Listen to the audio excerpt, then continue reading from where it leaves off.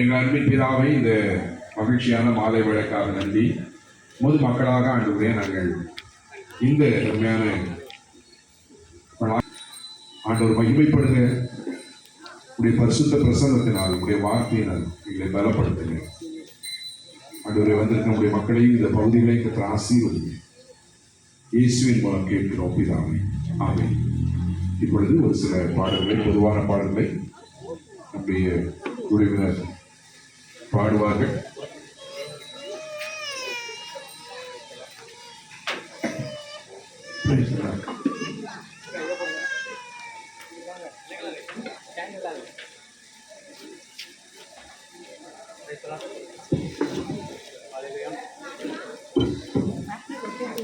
Praise the Lord. Hallelujah.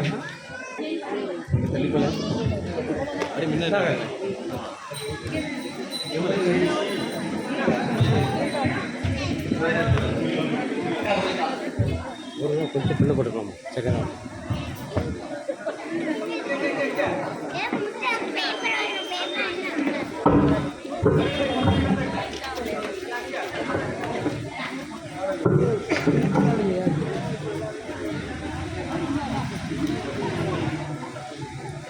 Okay வாங்கிக்கிறேன். நான் Carlos எல்லாம் வாங்கிக்கிறேன். இல்லை கார்லஸ் எல்லாம் வாங்கி கொடுக்கலேன். மேலே கார்லஸ் இருக்குல்ல. பார்த்தி அந்த கார்லஸ் விமல் கையில் ஒன்று வச்சுக்கோ. ஒன்று இந்த பக்கம் ஒன்று கொடுத்துருக்கேன். கூட லேடிஸ் கொண்டு கொடுமா. ரெண்டுமே வாங்க. உனக்கு மைக் இருக்கா?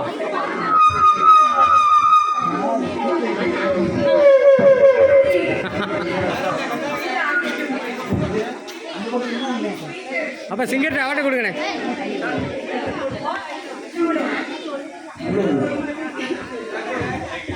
மைக்கு நேரம் இருந்தால் விசில் அடிக்குமா? ரைட்டு.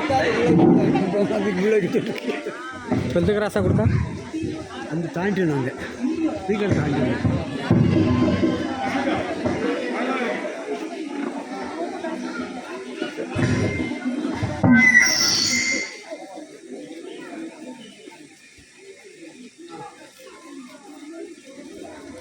பின்னாடி ஒரு மைக் வேணுமா? பின்னாடி யாருக்கு மைக் வேணுமா? அந்த அப்போ அண்ணன் வச்சுருக்காங்களா? அண்ணனுக்கு ஒரு மைக் இருக்கட்டும். இல்லை மைக் ஏந்திராலும் இருக்குது, பரவாயில்லையா? எதையும் இருக்குன்னா ரைட்டா. பாடல் எண் 1 கல்வாரி அன்பை எண்ணிடும் வேளை.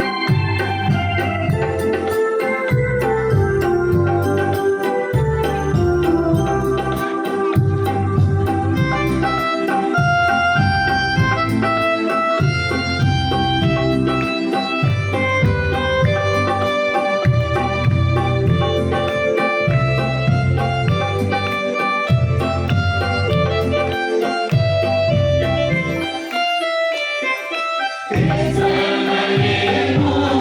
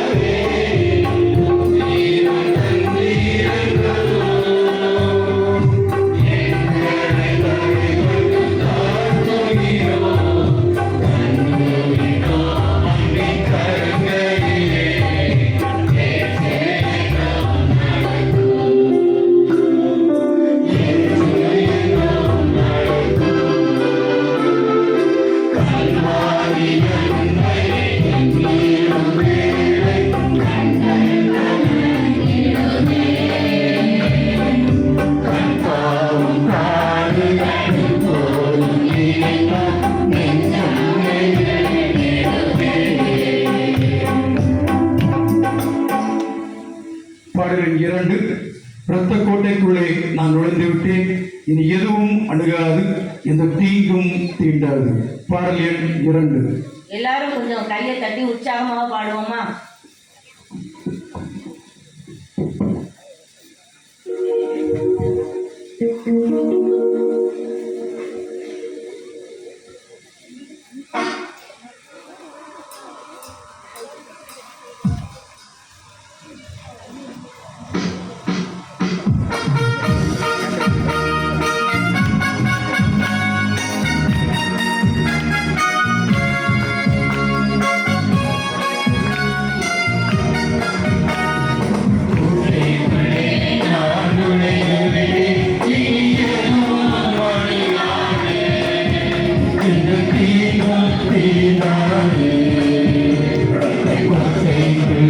நான் நுழைந்து விட்டேன், இனி எதுவும் அணுகாது, எந்த தீங்கும் தீண்டாது.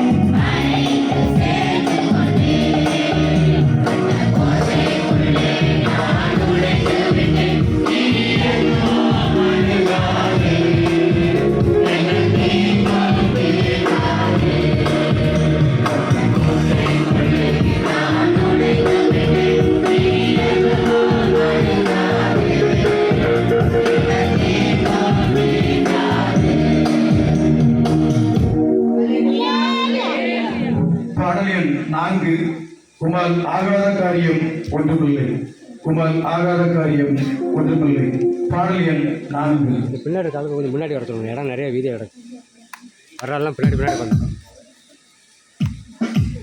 சொல்லுங்கள் மைக்கில் சொல்லுங்கள். முன்னாடி வரது இல்லை பின்னாடி உட்காந்துருக்காங்க. முன்னாடி நிறைய இடம் இருக்குது. முன்னாடி இருக்கவங்க முன்னாடி வந்தால் கொஞ்சம் பின்னாடி வரவங்களுக்கு வசதியாக இருக்குது.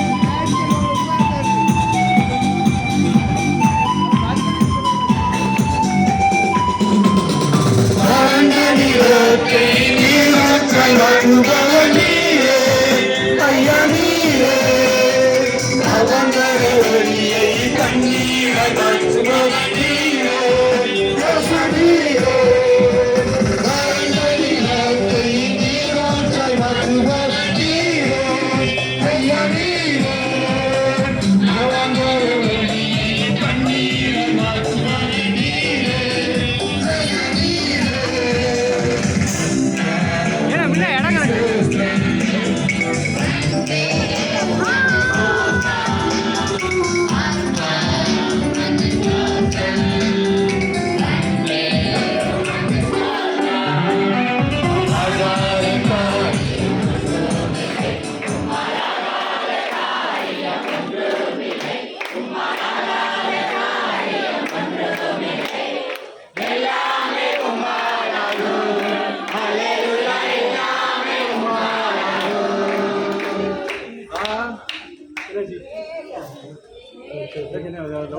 மாற்றி போட்டுருங்க.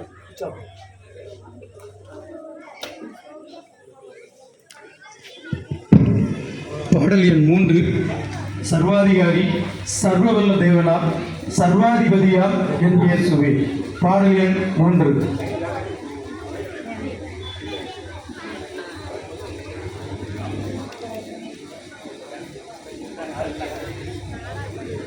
சர்வாதிகாரி சர்வவல்ல தேவனாம் சர்வாதிபதியாம் என்னேசுவே.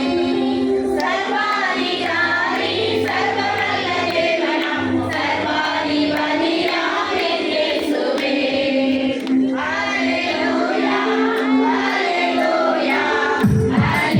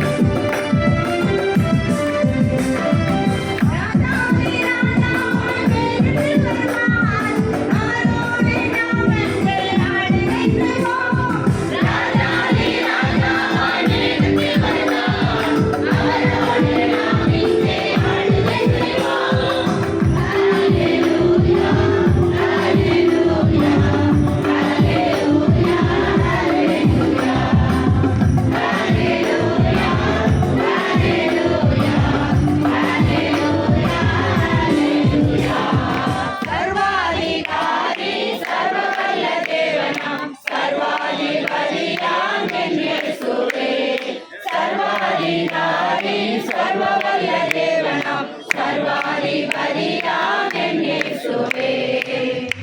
ஹல்லேலூயா அடுத்து சிறுவர்கள் பாடல். ஒரு 2 நிமிஷம் வெயிட் பண்ணுங்க. 2 நிமிஷம்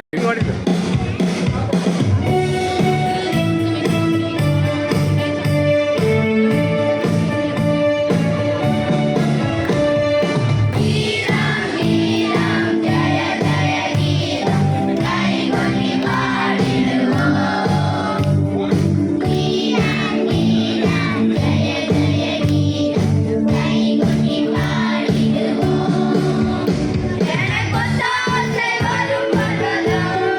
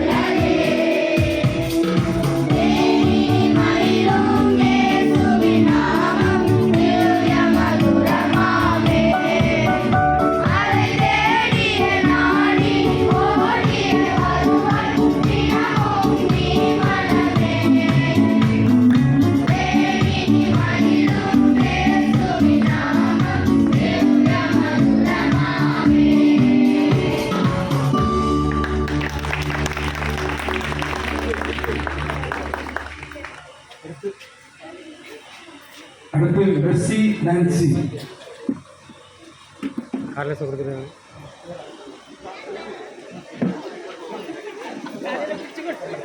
வீட்டு கொடுக்கலையே சட்டாங்கள் மனுஷங்க வீட்டு கொடுக்கலையே கொஞ்சம் கூட நினைச்சு பார்க்கல என்ன தேடி வந்தீங்க இந்த மனுஷன் உதவல நீங்க வந்து நின்னீங்க கொஞ்சம் கூட நினைச்சு பார்க்கல என்ன தேடி வந்தீங்க இந்த மனுஷன் உதவல நீங்க வந்து நின்னீங்க விட்டு கொடுக்கலையே விட்டு கொடுக்கலையே சடாங்கையில் மனுஷங்க விட்டு கொடுக்கலையே கலைஞரே என்னை கண்டு கடல் மேல் நடந்து வந்து காற்றையும் கடலை அணைச்சி காலை சேர்த்தீங்க கலைஞரே என்னை கண்டு கடல் மேல் நடந்து வந்து காற்றையும் கடலை அணைச்சி காலை சேர்த்தீங்க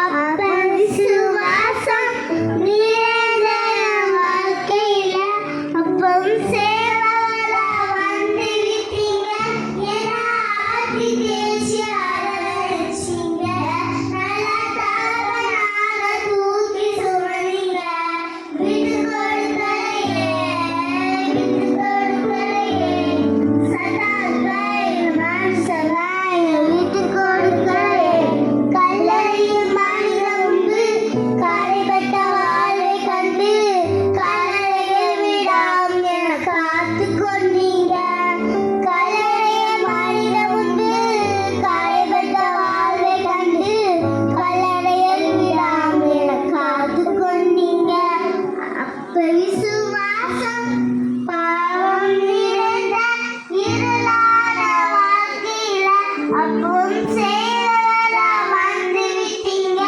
ஏன்னா ஆட்சி தேய்ச்சி அரவணைச்சிங்க நல்ல தகப்பனாக தூக்கி சுமந்தீங்க விட்டு கொடுக்கலையே விட்டு கொடுக்கலையே சதாங்காயினும் மனுஷங்காயினும் விட்டு கொடுக்கலையே. அடுத்து பெண்கள் ஒரு பாடல். நானும் என் வீடும் என் வீட்டார் அனைவரும் ஓயாமல் நன்றி சொல்லுவோம். நானும் என் வீடுல முதல் கவி மூன்றாவது கவி ஒன்றுமே இல்லாமல் நான்கே உள்ளது.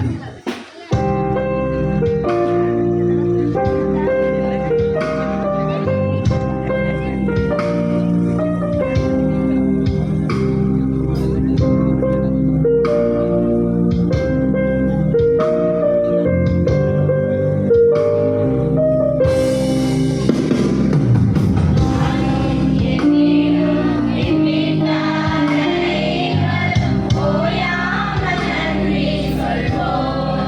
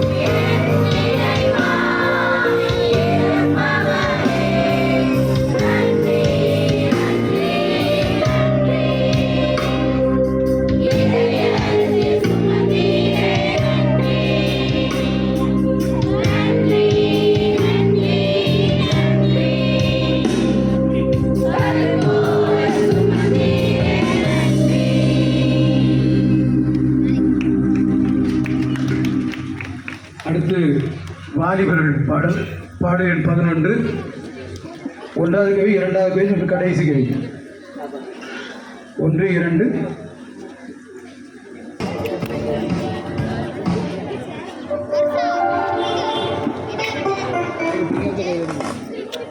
அது இருந்தாலுமா சான்ல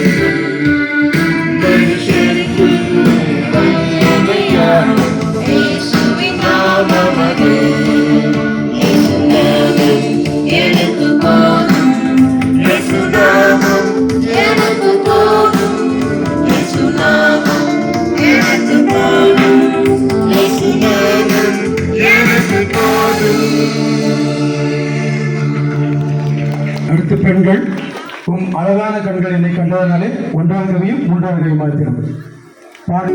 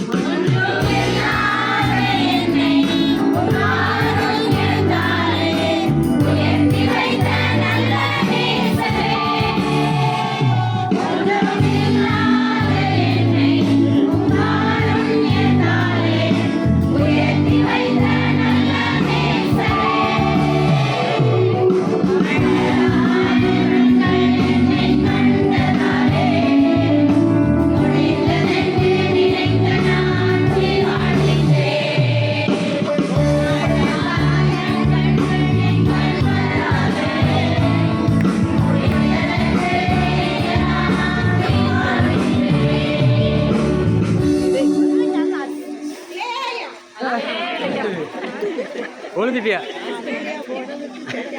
அடுத்த ஆண்கள் உண்மை நம்பி வந்து நாம் எடுக்கப்படலை. அதைத் தொடர்ந்து ஒரு குற்றம் கூட செய்யாத ஒரே ஒரு தெய்வம் இயேசு மட்டும்தான். 2 பாடல். உண்மை நம்பி வந்து நாம் எடுக்கப்படலை. அதைத் தொடர்ந்து ஒரு குற்றம் கூட செய்யாத ஒரே ஒரு தெய்வம் இயேசு மட்டும்தான்.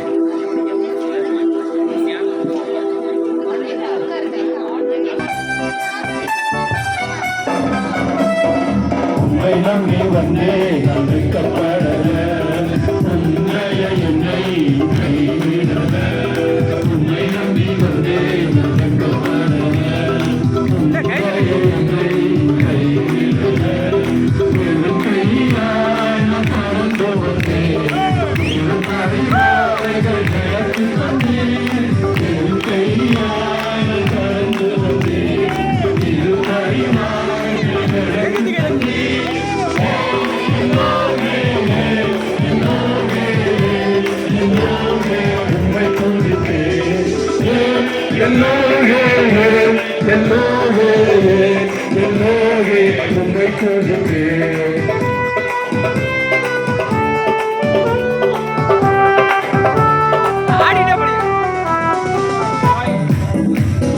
காயப்பட்டிருந்தேன் கண்ணீரை சென்று கலங்கினையற்காக இறங்கி வந்தேன் காயப்பட்டிருந்தேன் கண்ணீரை சென்று கலங்கினையற்காக இறங்கி வந்தேன் உடன்படிக்கை என்னோடு இறங்கினையாவை திரும்ப சொன்னேன் உடன்படிக்கை என்னோடு இறங்கினையாவை திரும்ப சொன்னேன்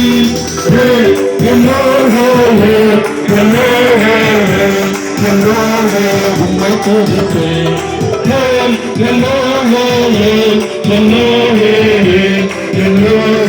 உம்மை துதிப்பேன்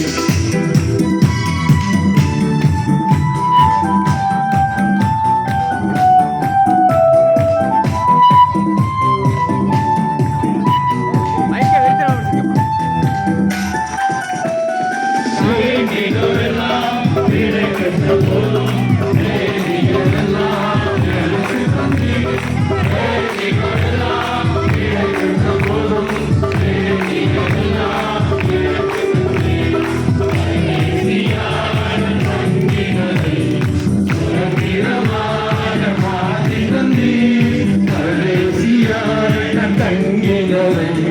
சுதந்திரமாக மாற்றி தந்தி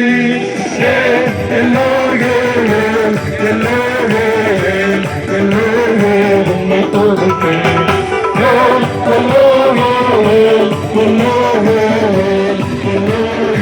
உம்மை துதிப்பேன் உம்மை நம்பி வந்தேன்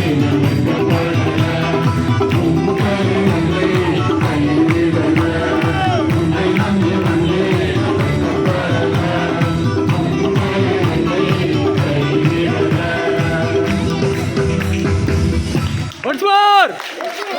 பாடலில் பெற்று ஒரு குற்றம் கூட செய்யாத ஒரே ஒரு தெய்வம் இயேசு மட்டும்தான். இயேசு மட்டும்தான். படி படிங்க. ஏய் டேண்ணே ஆனால் பறக்கணும் இந்த பாட்டு. படி படி. ஏன் இது எடுக்கணும் நீங்கள் படிக்க டான்ஸ் ஆடுறது எனக்கு வேலை இருக்கு. படி படி. ஏன்னா இல்லை படிக்க படிக்கணும்.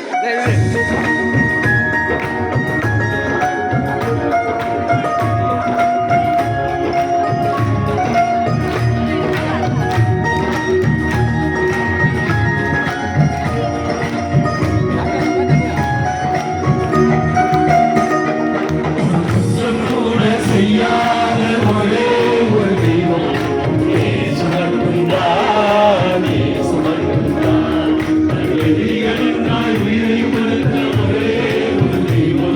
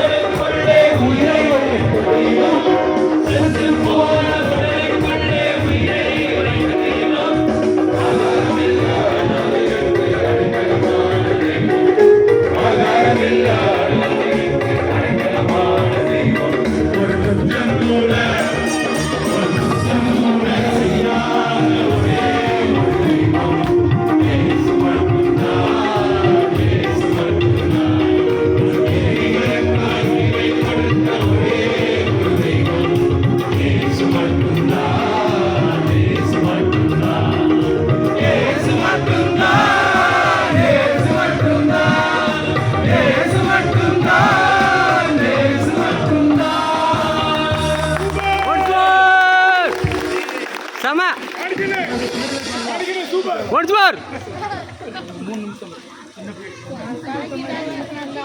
அப்படி சொல்லுங்க, ஃபீட்பேக் சொல்லுங்க.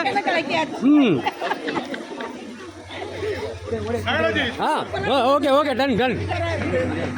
சரிக்கா, ரொம்ப சந்தோஷம். அப்படி நல்லா கூட்டமாக இருக்கும்போது இதெல்லாம் சொல்லணும். அப்படிதான் அப்போ யூடியூப்பில் போவோம்.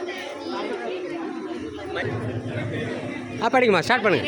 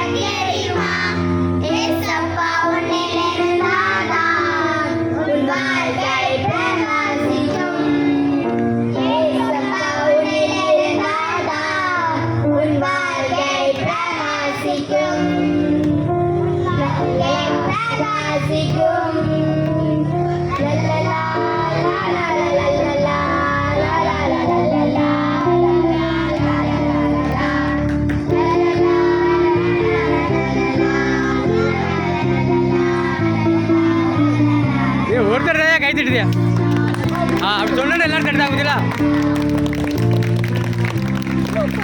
சூப்பர் பாப்பா. சரி, ரொம்ப சந்தோஷம். நீங்க எல்லாம் ரொம்ப எக்ஸைட்டடா இருக்கிறத பார்த்தா எனக்கே சந்தோஷமா இருக்கு. எல்லாரும் கரங்களை தட்டி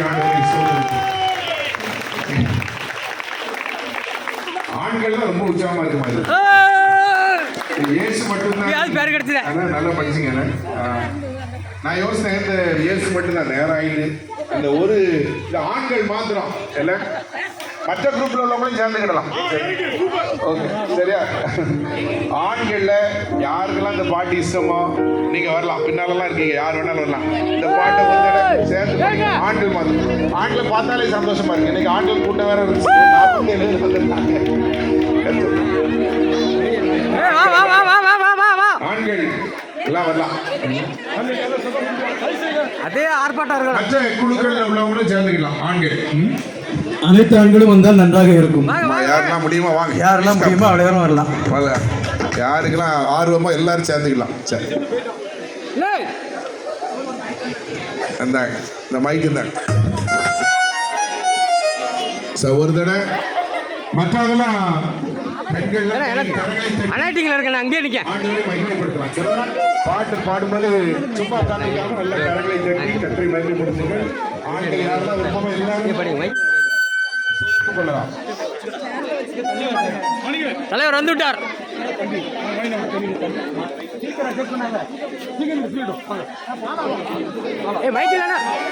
மைக்கில் வெறும் ஸ்டாண்டர்டால கையில் பிடிச்சிக்கோ.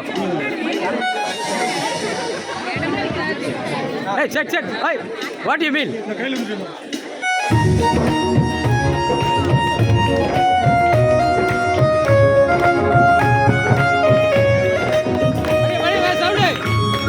பாட்டு வேணுமா?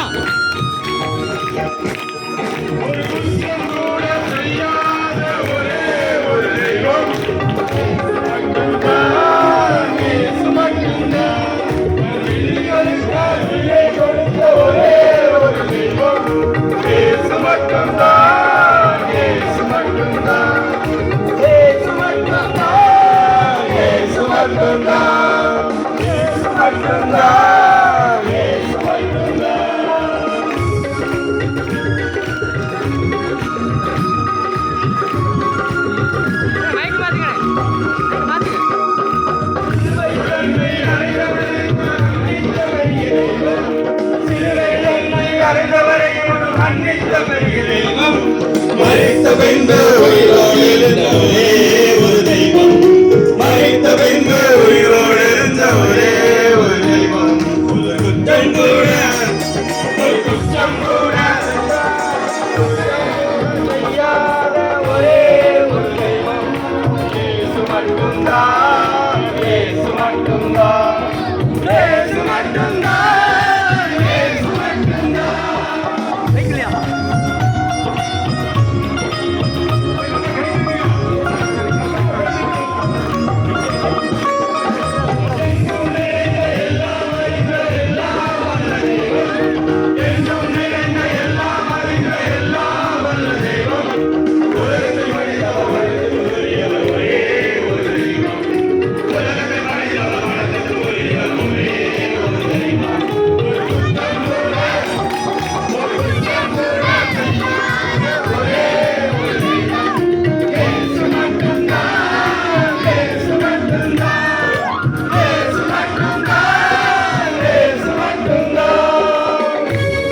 நல்லா கைத்தட்டுங்க, சந்தோஷமா கைத்தட்டுங்க பார்க்கலாம், உற்சாகமா கைத்தட்டுங்க பார்க்கலாம்.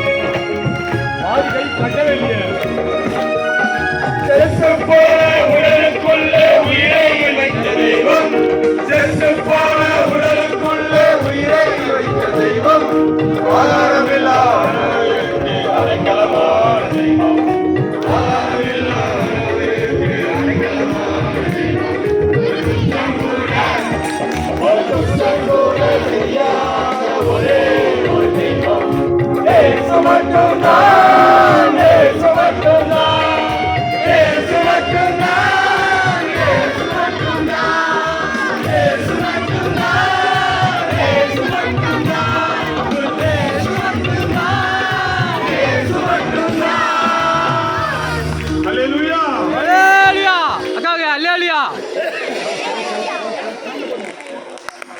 ஐயா நன்றியா, மீண்டும் ஒரு வாய்ப்பு கொடுத்ததுக்கு நன்றி. நன்றி.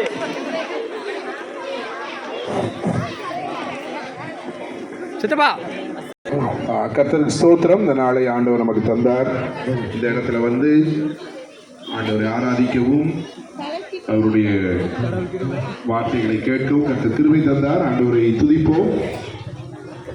இந்த அருமையான கூட்டத்தை தீமோத்தேயு மற்றும் தீத்து ஜெபக்குழுக்கள் இணைந்து நடத்துகிறார்கள். ஒவ்வொருவரையும் இயேசுவின் நாமத்தினால் நான் வாழ்த்துகிறேன். ஸோ இப்பொழுது மத்தேயு ஜெபக்குழு வந்திருக்கவங்க எல்லாம் எழுப்பி நிற்கலாம் பார்க்கலாம். மத்தேயு ஜெபக்குழு, மத்தேயு சார், கரங்களை தட்டி மத்தேயு ஜெபக்குழுவை நாம் வாழ்த்துவோம். மத்தேயு ஜெபக்குழு, நீங்க தானா? பிரைஸ் தி லார்ட், ஹalleluya. உட்காருங்க. அனல் பறந்துதியா. அடுத்தது மார்க்கு ஜெபக்குழு, யாரெல்லாம் வந்திருக்கீங்க? மார்க்கு ஜெபக்குழு எழுப்பீங்க பார்க்கலாம். மார்க்கு ஜெபக்குழு, நீங்களும் சலைத்தவர்கள். சரி, காட் பிளஸ் யூ. அந்த உட்காரலாம். லூக்கா ஜெபக்குழு, யாரெல்லாம் வந்திருக்கீங்க? லூக்கா ஜெபக்குழு,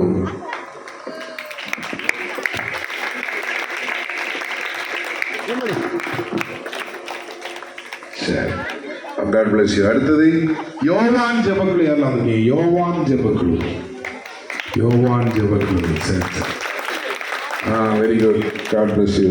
சரி, அப்புறம் யாக்கோபு ஜெபக்குழு, யாரெல்லாம் வந்திருக்கீங்க? யாக்கோபு ஜெபக்குழு, ஓகே, சரி சரி. அடுத்தது நெகேமியா ஜெபக்குழு, யாரெல்லாம் வந்திருக்கீங்க? நெகேமியா ஜெபக்குழு, வெரி குட். அடுத்தது ரூத் ஜெபக்குழு, யாரெல்லாம் வந்திருக்கீங்க? ரூத் ஜெபக்குழு, சரி சரி சரி. பிறகு நம்முடைய காமராஜர் நகர், இந்திரா நகர் பகுதியிலிருந்து வந்திருக்கிறவர்கள் அவங்க எல்லாம் எழுதி நிற்க பார்க்கலாம். வேற யார் இருக்கிறீங்களா? எழுந்து நிற்காதவர்கள் எழுந்து நிற்கலாம். God bless you. உங்கள் ஒவ்வொருவரையும் ஆண்டவர் ஆசீர்வதிப்பாராக. இப்பொழுது இந்த கூட்டங்களை நமக்கு எல்லா ஒழுங்குகளையும் நமக்கு செய்திருக்கிற தீமோத்தேயு மற்றும் தீத்து ஜெபக்குழு எல்லாரும் எழுந்து நிற்கலாம். எல்லாரும் இந்த பக்கம் இருக்காங்க. கரங்களை தட்டி ஆண்டவர் மகிமை செலுத்தி அவர்களுக்கு நன்றி சொல்லுவோம். God bless you.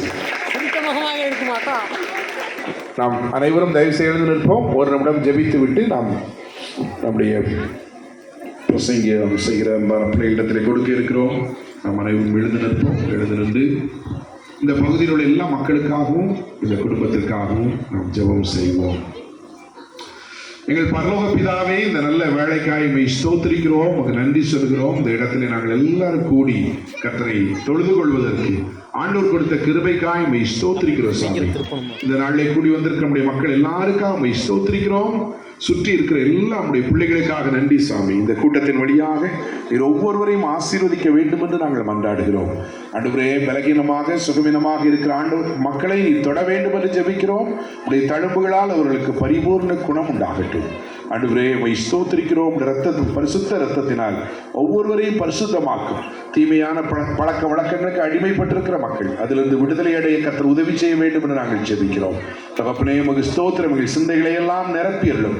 நன்மையான சிந்தையால் எங்களை நிரப்பும் சாமி. எங்களுடைய வார்த்தைகள், எங்களுடைய பார்வைகள் ஒவ்வொன்று ஆண்டவர் பிரியமாயிருக்க கர்த்தர் உதவி செய்ய வேண்டும் என்று ஜெபிக்கிறோம். இந்த இடத்தை மகிழ்ச்சியோடு எங்களுக்கு கொடுத்திருக்கிற அன்பான இந்த குடும்பத்தை கர்த்தர் ஆசீர்வதிக்க வேண்டும் என்று ஜெபிக்கிறோம். ஆண்டவர் எல்லா நன்மையினாலும் மகிழ்ச்சியினாலும் இந்த குடும்பத்தை நீங்க நிரப்புங்க சாமி. இந்த கூட்டத்தில் வந்திருக்கிற ஒவ்வொருவரையும் கர்த்தர் ஆசீர்வதிங்க. இந்த வார்த்தைகளை கேட்கிற ஒவ்வொருவரையும் கர்த்தர் ஆசீர்வதிங்க. தொடர்ந்து கர்த்தருடைய நாமம் மகிமைப்படட்டும் சாமி. ஆண்டவரே, உம்முடைய கரத்தில் தாழ்த்தி தருகிறோம். உம்முடைய ஆவியானவருடைய ஆளுகைக்கு நாங்கள் தருகிறோம்.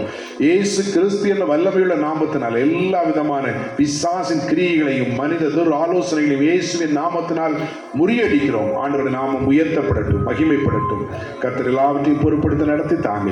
ஆண்டவரே, நீங்க எங்களை வழி நடத்துங்க. இயேசுவின் மூலம் கேட்கிறோம் பிதாவே, ஆமென்.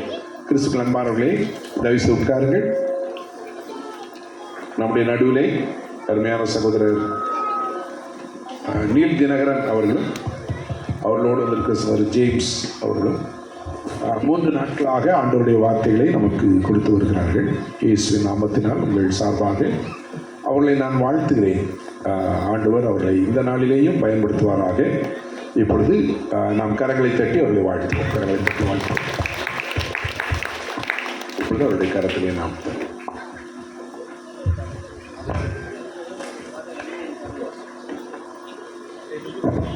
அல்லேலூயா. ஆண்டவராகிய இயேசு கிறிஸ்துவின் நாமத்தினாலே மீண்டும் ஒரு விஷயம் உங்களுக்கு வாழ்த்துக்களை சொல்லிக் கொள்கிறோம். என்னோடு இணைந்து ஒரே ஒரு பாடலை பாடுங்கள். 2 கவிகள் மட்டும். இயேசுவின் நாமமே திருநாமம், முழு இருதயத்தோடு தொழுவோம் நாமம். B flat, B flat. இயேசுவின் நாமமே திருநாமம், முழு இருதயத்தால் தொழுவோம் நாமம்.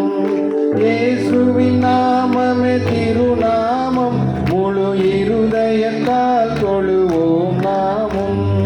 காசினி இல்லதெனும் தினை இல்லையே, விசுவாசித்தவர்களுக்கு குறையில்லையே. காசினி இல்லதெனும் தினை இல்லையே, குறையில்லையே. இயேசுவின் நாமம் திருநாமம், முழு இருதயத்தால் தொழுவோம் நாமம். இத்தரையில் நின்றவர் இசையநாமம், அதை நித்தமும் தொழுபவர்க்கு ஜெயநாமம். இத்தரையில் நின்றவர் இசையநாமம், அதை நித்தமும் தொழுபவர்க்கு ஜெயநாமம். இயேசுவின் நாமமே திருநாமம், முழு இருதயத்தால் தொழுவோம் நாமம். அல்லேலூயா. நேரம் மிகவும் குறைவாக இருக்கிறபடினாலே 2 ஸ்டென்ஸை மட்டும் பாட முடிந்தது.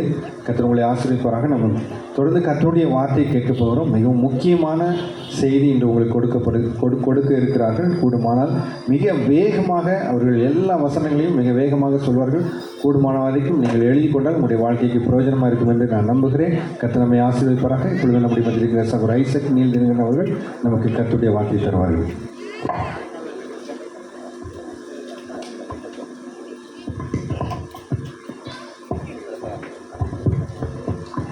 அல்லேலூயா. தம்பி ரிதம் முன்னால் இன்னும் கொஞ்சம் நல்லா வரணும்னு முன்னால் கேட்கல, கொஞ்சம் செக் பண்ண 2 சரணம் போட போகிறேன். வாய்ஸ் நல்லா வருது, ரிதம் ஸ்டேஜுக்கு கரெக்டாக வரல. கொஞ்சம் மானிட்டர் நல்லா திருப்பிக்கோங்க. கீபோர்டு வால்யூம் கொஞ்சம் கூட்டிக்கோங்க. ஆண்டவரும் அருமை இரட்சகரும் ஆகிய இயேசு கிறிஸ்துவின் நாமத்தில் உங்கள் யாவருக்கும் என் அன்பின் வாழ்த்துக்கள். கடந்த 2 நாட்கள் இன்றைக்கு உங்களோடு இணைந்து ஆண்டவரை பாடி மகிமைப்படுத்த, அவருடைய வார்த்தைகளை அறிவிக்க ஆண்டவர் கொடுத்த கிருபைக்காக ஸ்தோத்திரம். மிகுந்த அன்போடு அழைத்த சேகர மற்றும் சபைமன்ற தலைவர் ஐயா அவர்களுக்கும் உங்கள் அனைவருக்கும் மீண்டுமாக கிறிஸ்து இயேசுவின் நாமத்தில் என் அன்பின் வாழ்த்துக்கள். அல்லேலூயா. E note 6/8 E note. Jesus Immanuel என்றது உற்றதோ, பாவம் போக்கும் ஜீவ ஊற்றலோ அல்லேலூயா பாரதோ கல்வாரியிலேயதோ ஐந்தாறு கூடி ஓடுது அன்பின் இன்ப வெள்ளம் பெருகுது அன்பின் இன்ப வெள்ளம் பெருகுது பாவியான கள்ளனும் அவ்வூற்றில் மூழ்கினான் பாவமன்றி பானந்தம் கண்டு கூறினான் பாவியான கள்ளனும் அவ்வூற்றில் மூழ்கினான் பாவமன்றி பானந்தம் கண்டு கூறினான் இம்மானுவேலி கர்த்த ஊற்றலோ என் பாவம் போக்கும் சிவ ஊற்றலோ அல்லேலூயா பாரலோ கல்வாரியிலேயதோ ஐந்தாறு கூடியோடுது அன்பின் இன்ப வெள்ளம் பெருகுது அன்பின் இன்ப வெள்ளம் பெருகுது கரங்களை தட்டுவோம் கரங்களை தட்டுவோம்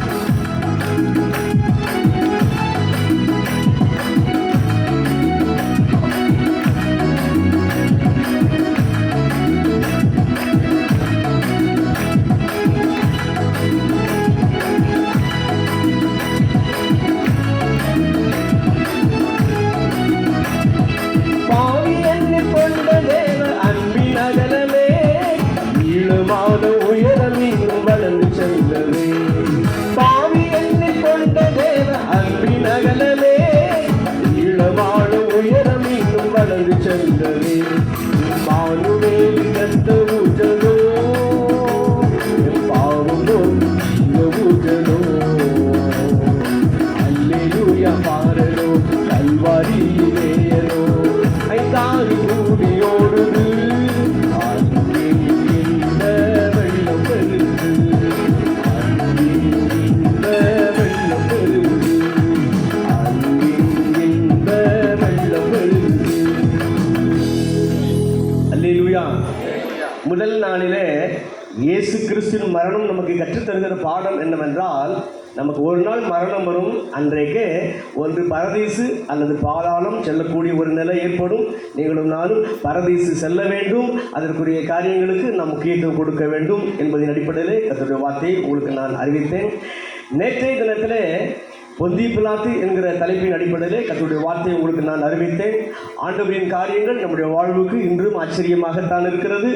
அவர் பரிசுத்தர், அவர் நீதிமான், அவர் இன்னும் அநேக காரியங்களை அவருடைய பண்புகள் எல்லாம் நமக்கு தெரியும். அப்படி இருந்தும் பிலாத்து அவரை சிலுவையில் அறைய ஒப்புக் கொடுத்தது போல நாமும் மறுபடியும் பாவம் செய்து அவரை துன்பப்படுத்தக்கூடாது, துக்கப்படுத்தக்கூடாது, மறுபடியும் சிலுவையில் அறையக்கூடாது, அவரை கால்களின் கீழே மிதிக்கக்கூடாது என்பதின் அடிப்படையிலே கர்த்தருடைய வார்த்தையை நான் உங்களுக்கு கொடுத்தேன்.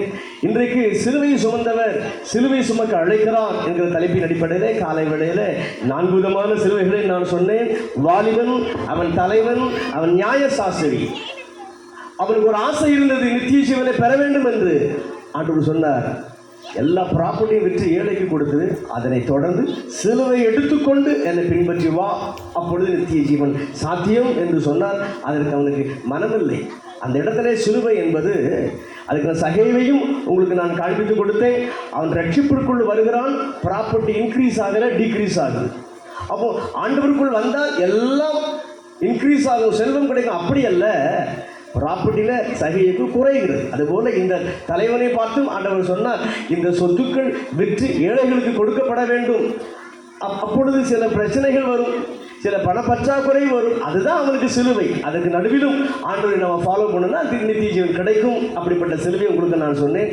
2வது சீமோன் பேதுருவை பார்த்து ஆண்டவர் சொன்னார், அவன் கூறினான், ஜீவன் உள்ள தேவனுடைய குமாரனாகிய கிறிஸ்து பிதாவே அவனுக்கு ஒரு வெளிப்பாடு கொடுத்தார். அந்த வெளிப்பாட்டின் அடிப்படையில் அவன் இதை சொன்னாலும் மரணத்தை பற்றிய பயம் இருந்தது. இயேசு சொன்னார், நான் கொல்லப்படுவேன், அடிக்கப்படுவேன் என்று சொன்ன உடனே அது வேண்டாம் என்று சொன்னார். அதனை தொடர்ந்து உயிர்த்தெழுதலுக்கு பின்னர் கர்த்தருடைய ஆவியாளர் அவனை நிரப்பினார். அத்தகைய பாடுகள், சிறையிருப்பு, கொலை எல்லாவற்றையும் சிலுவைகளாக்கி அவன் எடுத்துக்கொண்டு கர்த்தருடைய ஊழியத்தில் வல்லமையாக ஜொலித்தான் என்பதை உங்களுக்கு காண்பித்துக் கொடுத்தேன். பவுலின் மூலமாகவும் சில காரியங்களை உங்களுக்கு நான் காண்பித்துக் கொடுத்தேன். பாயிண்ட் நம்பர் 3, வருத்தப்பட்டு பாரம் சுமக்கிறவர்களே எல்லாரும் என்னிடத்தில் வாருங்கள், நான் உங்களுக்கு இளைப்பாறுதல் தருவேன்.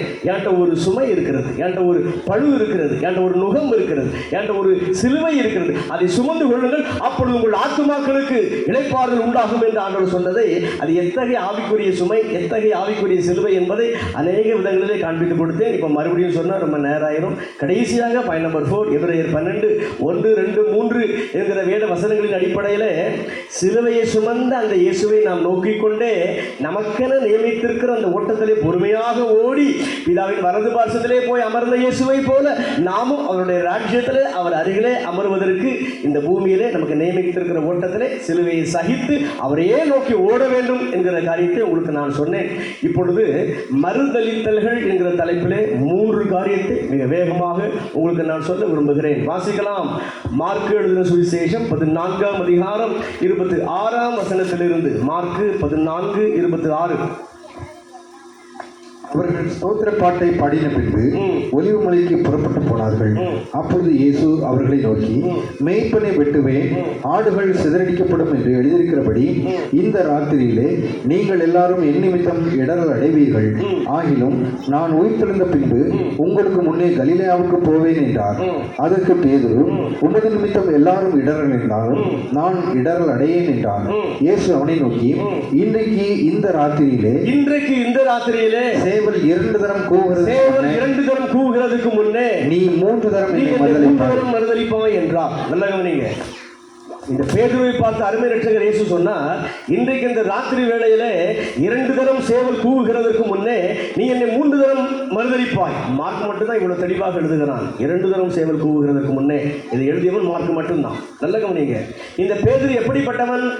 12 சீடர்களுள் ஒருவன். அதனை தொடர்ந்து இயேசுவின் வருகை எப்பொழுது அடையாளங்களை சொல்லும் என்று கேட்ட சீடர்கள் 4 பேர். அந்த 4 ஒருவன் இந்த பேதுரு. இன்னும் கெத்செமனே தோட்டத்திற்கு உட்பகுதிக்கு செல்கிற போதும், தலித்தா பூமி என்று சொல்லி சிறுபண்ணை ஆண்டவர் உயிரோடு எழுப்பிய போதும், மறுரூப மலைக்காட்சியை ஆண்டவர் காண்பித்தாரே, இந்த 3 இன்சிடென்ட்லையும் 3 சீடர்களை மட்டும்தான் ஆண்டவர் தன்னகத்தை வைத்திருந்தார். அந்த 3 ஒருவனாகவும் இந்த பேதுரு இருந்தான்.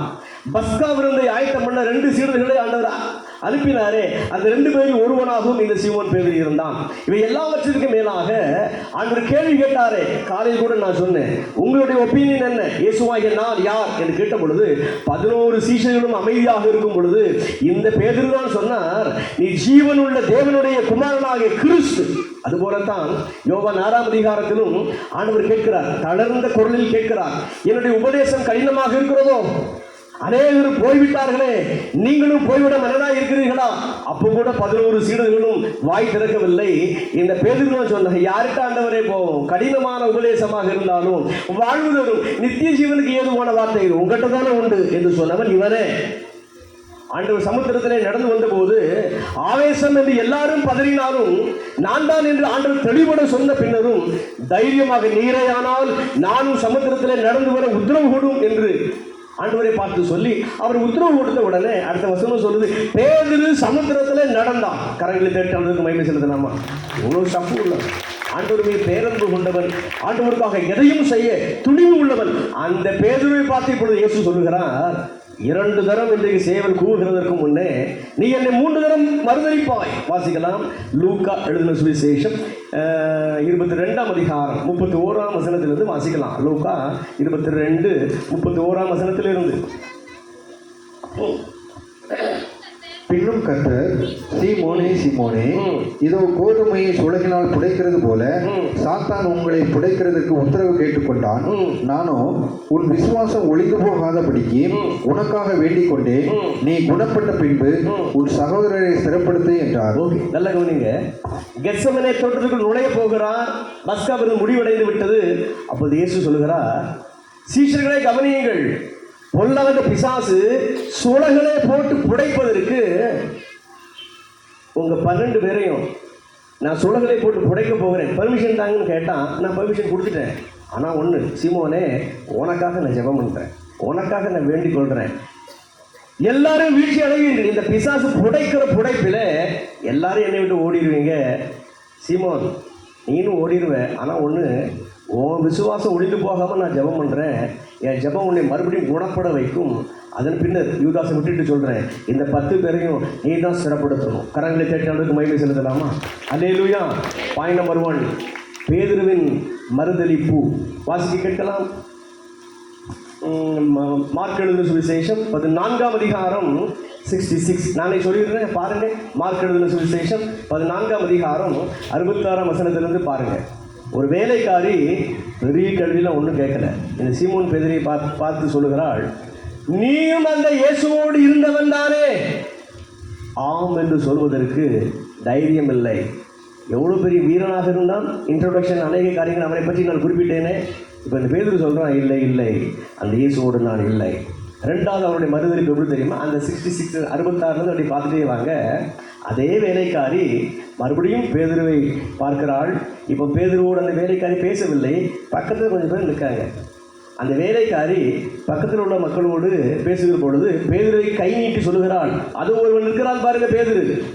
அவன் யார் தெரியுமா? இயேசுவோடு இருந்தவன். இன்னும் கொஞ்சம் பயமாயிட்டு, ஏற்கனவே இவள் என்னிடத்துல அவன் கேட்டாள், நீ இயேசுவோடு இருந்தவன் நானே இல்லை என்று மறுத்து விட்டேன்.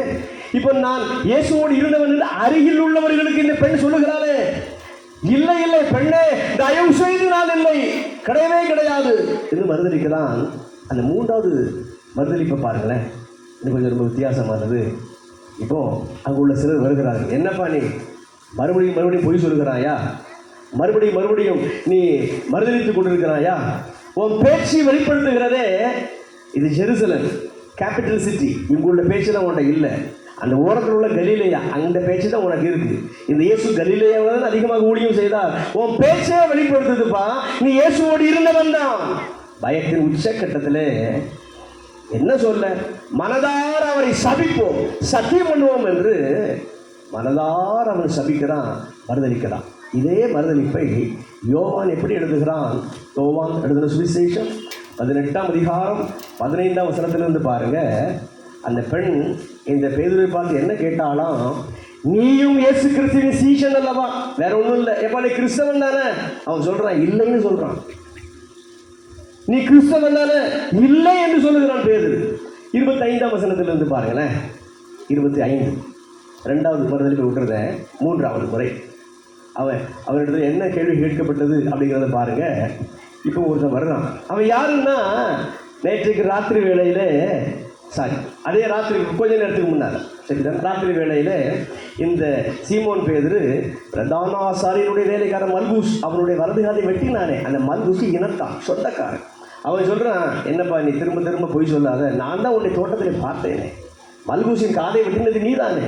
இப்போ பார்க்கிறான் பேதுரு, கையும் களவுமாக கண்டுபிடிக்கப்பட்டது போல இவன் நம்மை குற்றம் சாட்டுகிறானே, தப்பிக்கவே முடியாது. இந்த இயேசுவை சபித்தால்தான், இவரை சத்தியம் பண்ணினால்தான் இவங்க நம்புவாங்க என்று சொல்லி மனதார இயேசுவை அறிந்திருக்கிறதை அவன் சபித்தலின் மூலமாக, சத்தியத்தின் மூலமாக அவரை தெரியாது என்று சொல்லுகிறான். சரிதான். இந்த அளவு இந்த பேதுரு இயேசுவை மறுதளிப்பதற்கு காரணம் என்ன, அவனுடைய வீழ்ச்சிக்கு காரணம் என்ன? 5 காரியங்களை எழுதி கொள்ளுங்க. மார்க் எழுதின சுவிசேஷம் 14ஆம் அதிகாரம் 37ஆம் வசனம். மார்க்கு 14:37. அவன் பாருங்க, கெத்செமனே தோட்டத்திலே இயேசு ஜெபம் பண்ணி, என்னுடைய 3 சீஷர்கள் ஜெபம் பண்ணுகிறார்களா என்று பார்க்க வருகிறார். பேதுரு, யாக்கோபு, யோவான் மூவரும் தூங்குகிறார்கள். ஆனால் கேள்வி ஒருவனுக்கு தான்.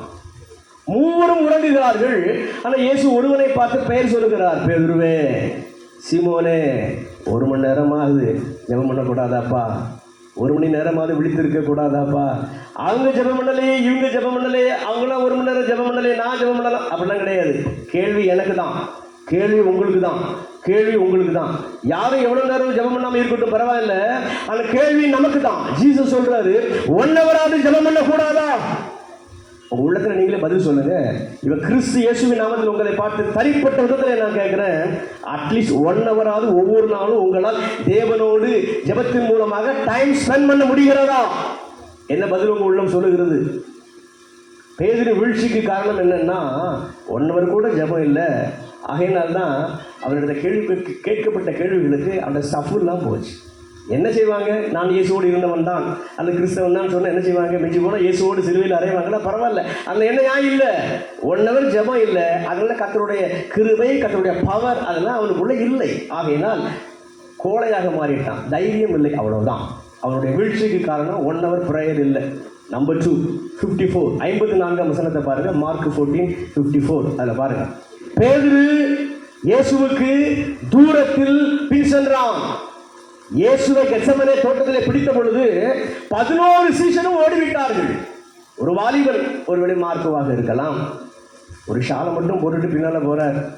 ஷாலை பிடித்த உடனே வஸ்திரமே போனாலும் பரவாயில்ல, நிர்வாணியாக ஓடிட்டார் இருக்கலாம் மார்க்குவாக அவன். நான் என்ன சொல்ல வர்றேன் பாருங்க, அதனை தொடர்ந்து இந்த பேதுரு நினைக்கிறேன், என்னதான் இருந்தாலும் ஜீசஸ் நம்ம ஆண்டவர்ல, பின்னால் போவோமே, பக்கத்தில் போகக்கூடாது, அவரை பின்பற்றணும், ஆனால் கொஞ்சம் தூரத்தில் பின்பற்றணும். நம்மில் அநேகர் இப்படித்தான், நான் ஜெபம் பண்ணணும், ஆனால் ஒரு 5 மினிட்ஸ் ஜெபம் பண்ணணும். ஆண்டுடைய வார்த்தையை நான் சுவிசேஷமாக அறிவிக்கணும், எப்போ மத நேரம் கிடைத்தா நான் அறிவிக்கணும், சரிதானா? சபைக்கு போக வேண்டும், சண்டே மட்டும் நான் போகணும். அதாவது அவரை நான் நெருங்கணும், ஆனால் ரொம்ப பக்கத்தில் போகக்கூடாது, கொஞ்சம் தூரத்தில். இப்படி அவன் வாழ்ந்தது தான், தூரத்தில் பின்பற்றினான். அதுவும் அவருடைய வீழ்ச்சிக்கு 2வது ஒரு காரணம். தொடர்ந்து அதே 54 அதை அப்படியே பாருங்க, சேவகரோடு போய் உட்காருகிறான். சங்கீதங்களின் புத்தகம் ஒன்று சொல்லுகிறது, துன்மார்க்கரோடு, பாவிகளோடு, பரியாசக்காரரோடு நாம் உட்காரவே கூடாது, நிற்கவே கூடாது. எந்த சேவகன் இயேசுவை கைது பண்ணினானோ, அந்த கோபத்தில் ஆண்டவராக இயேசு மீது இருந்த பக்தி வைராக்கியத்தின் அடிப்படையிலே மல்கூசின் காதை வெட்டினானே, அதே சேவகர் பக்கத்திலே ஒரு சில மணித்துறைகள் தான் அவங்க அருகில் போய் நிற்கிறான். சில சமயத்தில் நம்ம சொல்லுவோமே, என்ன கொள்கை இருக்கிறது, அதுபோல தான் எனக்கு என்ன கொள்கை இருக்கிறது, ஒன்றும் இல்லை. உட்காரத்தகாத இடத்துல உட்காருது, பேசத்தகாத மனுஷர்களிடத்திலே வெகு நேரம் பேசும், எல்லார்ட்டையும் பேசணும், ஆனால் எல்லார்ட்டையும் அதிக நேரம் டைம் ஸ்பெண்ட் பண்ணால் உங்கள் ஆவிக்குரிய வாழ்க்கையில் நீங்கள் வீழ்ச்சியை சந்திப்பீர்கள், சரிதானா? தேவையற்ற வீண் வார்த்தைகளை, வம்பு வார்த்தைகளை, பக்தி விருத்துக்கு ஏது அல்லாத வார்த்தைகளை பேசுகிற மக்களோடு டெய்லி 5 நிமிஷம் 10 நிமிஷம் உட்கார்ந்து நீங்கள் பேசினா உங்கள் ஆவிக்குரிய வாழ்வு அவ்வளோதான், முடிஞ்சு போயிடும், சரிதானா? நம்பர் 4, அவருடைய வீழ்ச்சிக்கு அடுத்த காரணம் என்னென்னா, அங்கே இருந்து அந்த 54 பாருங்க, குளிர் காய்ந்து கொண்டிருக்கிறான். குளிர் பிரதேசம் தான், இல்லைன்னு சொல்லல. இயேசு அண்ணாவிற்கு முன்பதாக விசாரிக்கப்பட்டு கொண்டிருக்கிறாரு, குறிப்பாக இந்த மறுதலித்தல் இந்த சூழலிலே காய்பாவுக்கு முன்பதாக விசாரிக்கப்பட்டு கொண்டிருக்கிறாரு. அப்பொழுது இயேசு குளிர் காய்ந்து கொண்டிருந்தாரா? என் போதகர், என் குரு, என் ஆண்டவர் விசாரிக்கப்பட்டு கொண்டிருக்கிறாரே, இந்த வலி இவனுக்குள்ள இருந்தால் குளிர் காய்வானா? தியாகம் இல்லை, ஆரம்பத்தில் இருந்த தியாகம் இப்பொழுது எங்கேயோ போய்விட்டது. 5வது ஒரு வீழ்ச்சிக்கு காரணம் என்னன்னா 66 66 சில வசனங்கள் அப்படியே நீங்கள் கீழே பாருங்கள். மார்க்கு 14:66 அப்படியே கீழே பாருங்கள். ஒரு முறை தான் இப்போ மறுதளிச்சிருக்கிறான். மறுதளித்த உடனே எங்கேயோ நின்ற சேவல் பக்கத்தில் வந்து கூவுகிறது. அதுக்கு பின்னர் தான் இன்னும் மறுதளிக்க 2 முறை மறுதளிக்க போகிறான். ஒரு தரம் மறுதளித்திருக்கிறான், எங்கேயோ நின்ற சேவல் அருகிலே வந்து கூவுகிறதே, ஞாபகம் வந்திருக்க வேண்டாமா இவனுக்கு? சொன்னாரே இயேசு, மார்க்கனை தெளிவுபடுத்தினானே, 2 தரம் சேவல் கூவுகிறதற்கு முன்னே நீ என்னை 3 தரம் மறுதளிப்பாய். ஒரு தரம் சேவல் வந்து கூவின உடனே சொன்னாரே இயேசு, ஐயோ மறுதளித்து விட்டேனே. இந்த உணர்வு வந்திருந்தால் 2ஆம் மற்றும் 3ஆம் விஷயம் மறுதளிக்காமல் தவிர்த்திருக்கலாமே. இயேசு சொன்ன அடையாளத்தை மறந்து போனான், அல்லது இயேசு சொன்ன அடையாளத்தை உணர்வில்லாமல் அவன் கவனித்தான். இன்றைக்கும் இந்த உலகத்தின் முடிவிற்கும் இயேசுவின் வருகைக்கு முன்பதாக இந்த உலகத்தில் என்னென்ன அடையாளங்கள் எல்லாம் சம்பவிக்கும் ஆண்டவர் பட்டியலிட்டு இருக்கிறார்.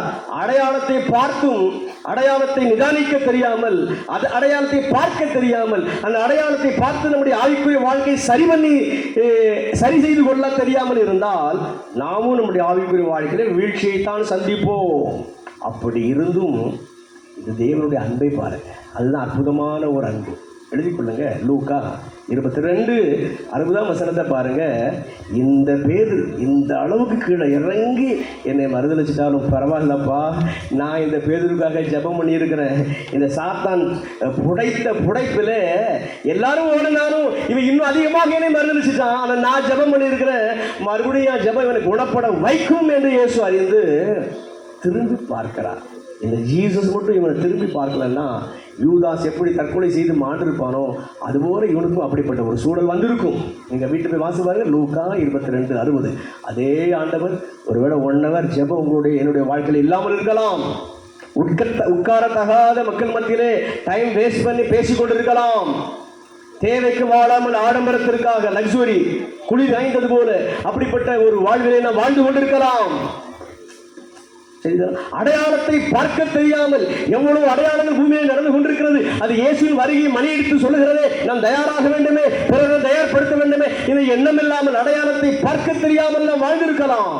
ஆனாலும் இன்றைக்கு இயேசு மறுபடியும் நம்மை சீரமைக்க, மறுபடியும் நம்மை வனைய, மறுபடியும் நம்மை கட்டி எழுப்ப கடைக்கண் பார்வையோடு அவர் இன்றைக்கு உங்களை என்னை பார்க்கிறார். கரங்களை தட்டி அவருக்கு மகிமை செலுத்தலாம். ஜி மைனர் கொடுக்குறேன். G minor.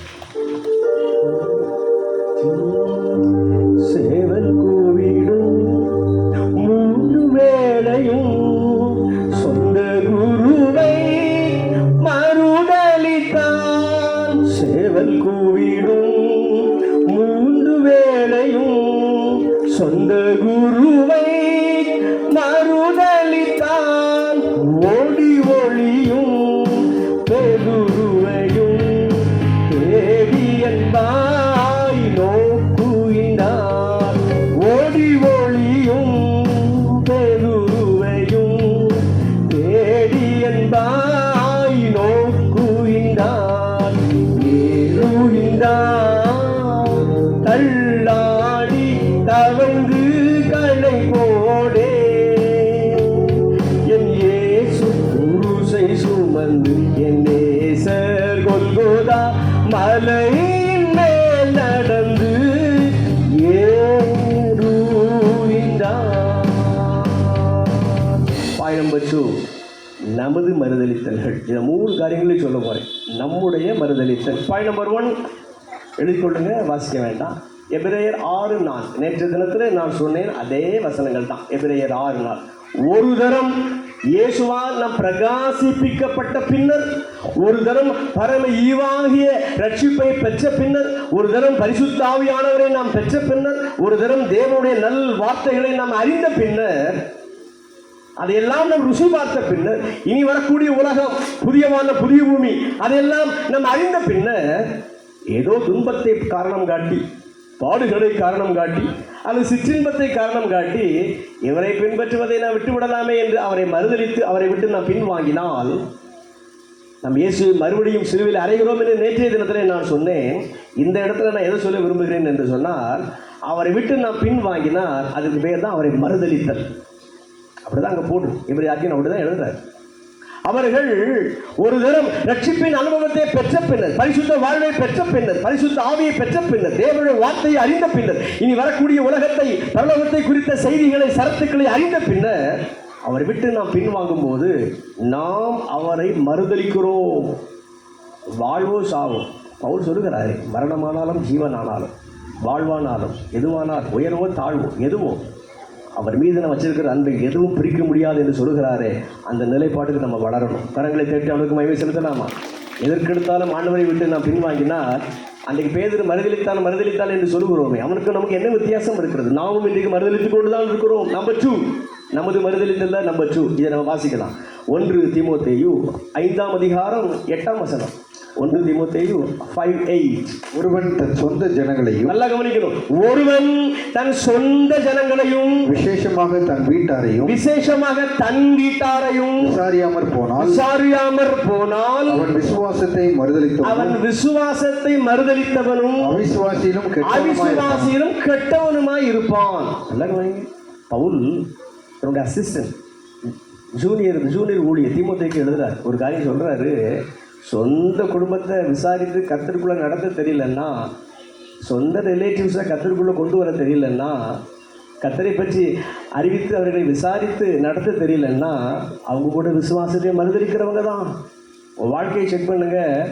நான் ஆண்டவரை அறிந்திருக்கிறேன், ஆண்டவரை விசுவாசிக்கிறேன், என் பிள்ளை அறிந்திருக்கிறதா சொல்லுகிறோமே. இன்றைக்கு என் பிள்ளை இன்னும் மறந்திருப்பவில்லை என்று சொல்லுகிறோமே, ரட்சிக்கப்படவில்லை என்று சொல்லுகிறோமே, குடிகாரனாக இருக்கிறான் என்று நாம் சொல்லுகிறோமே, பாவத்திலே விழுந்து கிடக்கிறார்கள் என்று நாம் சொல்லுகிறோமே, ஊழியர்களை பார்த்து ஜெபம் பண்ணுங்கள் என்று சொல்லுகிறோமே. எதையும் நான் குற்றமாக நான் சொல்லவில்லை. ஆனால் நடக்க வேண்டிய விதத்திலே பெற்றோராகிய நீங்களும் நானும் நம்முடைய பிள்ளைகளை சிறுவயதிலே நடத்தி இருந்தால் நெறி தவறி இருக்காது. அவ்வளவுதான். பிள்ளையாண்டானை சிறு வயதில் இருந்தே பரிசுத்தத்தை குறித்து அவங்களுக்கு நம்ம டீச் பண்ணி இருந்தா, தேவ பக்தி குறித்து அவர்களுக்கு நாம் போதித்திருந்தா, பரலோக வாழ்வை குறித்து நாம் போதித்திருந்தால், பாவத்தின் வல்லமை, அதில் பாவத்தின் வல்லமை நிமித்தம் வரக்கூடிய ஒரு தண்டனை, அதெல்லாம் சரியாக நாம் சொல்லிக் கொடுத்திருந்தால், பாவத்தை டேஸ்ட் பண்ணும் முன்பதாக ஆவியானவர் அந்த பாவத்தை டேஸ்ட் பண்ணாதபடிக்கு காத்துக்கொள்ளக்கூடிய கிருபையை கொடுத்திருப்பாரு. நாம் நம்முடைய சின்ன பிள்ளைகளை ஏதோ இந்த உலகத்தில் உள்ள அவ்வளோ நன்மைகள் இயேசு தருவார்னு சொல்லி வளர்க்கறதுனால தான் வாலிப பிள்ளைகளிலே நம்முடைய பிள்ளைகள் தவறுகிறது. எந்த ஒரு மனிதனுக்கும் சொல்ல வேண்டிய அவசியம் இல்லை. கடவுள் ஆசீர்வதிப்பார், அனைத்து மக்களுக்கும் தெரியும். கடவுள் நன்மை செய்வார், அனைத்து மக்களுக்கும் தெரியும். ஆனா இந்த ஜீசஸ் தான் ரட்சகர், அதான் பிள்ளைக்கு தெரியணும். இந்த ஜீசஸை பின்பற்றலன்னா நரகத்துக்கு போயிருவீங்க, அதுதான் தெரியணும். பாவம் செய்கிற ஆத்மா சாகும், 2ஆம் மரணம் என்பது நரகம், அது பிள்ளைகளுக்கு தெரியணும். பெண்ணை இச்சையோடு பார்த்தா அது வேசித்தணும், அதுவே ஒரு விபசாரம் தான், அது பிள்ளைகளுக்கு தெரியணும். சகோதரனை பகைத்தால் அதுவே கொலைபாதகம், அது தெரியணும்.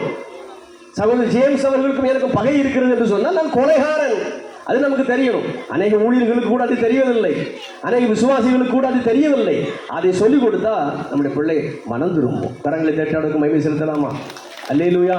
சொந்த குடும்பத்தை கர்த்தருக்குள் வழிநடத்தாதவன், சொந்த குடும்பத்தை கர்த்தருக்குள் வழிநடத்தாத ஒரு பெண், ரட்சிப்புக்கு நேராக கை பண்ணாத ஒரு நபரோ ஒரு மனுஷனோ விசுவாசத்தை மறுதலித்தவன் தான். நம்பர் 3, நமது மறுதலித்தல்ல கடைசி பாயிண்ட் 2 தீமோத்தேயு 3ஆம் அதிகாரம் 5ஆம் வசனத்தை வாசிக்கலாம். 2 தீமோத்தேயு 3:5. நாம் செய்த நீதியின் கிரியைகளின் நிமித்தம். தவறு 2 தீமோத்தேயு 3:5. 2 பேர் 3. தேவ பக்தியின் வேஷத்தை தரித்து, தேவ பக்தியின் வேஷத்தை தரித்து அதன் பலனை மறுதலிக்கிறவர்களாயும் இருப்பார்கள். இப்ப 12 வாசிக்கலாம். 12. அன்றியும் கிறிஸ்து இயேசுவுக்குள் தேவ பக்தியாய் நடக்க மனதாயிருக்கிற யாவரும் துன்பப்படுவார்கள். இந்த 5ஆம் வசனத்தையும் 12ஆம் வசனத்தையும் இணைத்து தான் நம்ம பார்க்கணும்.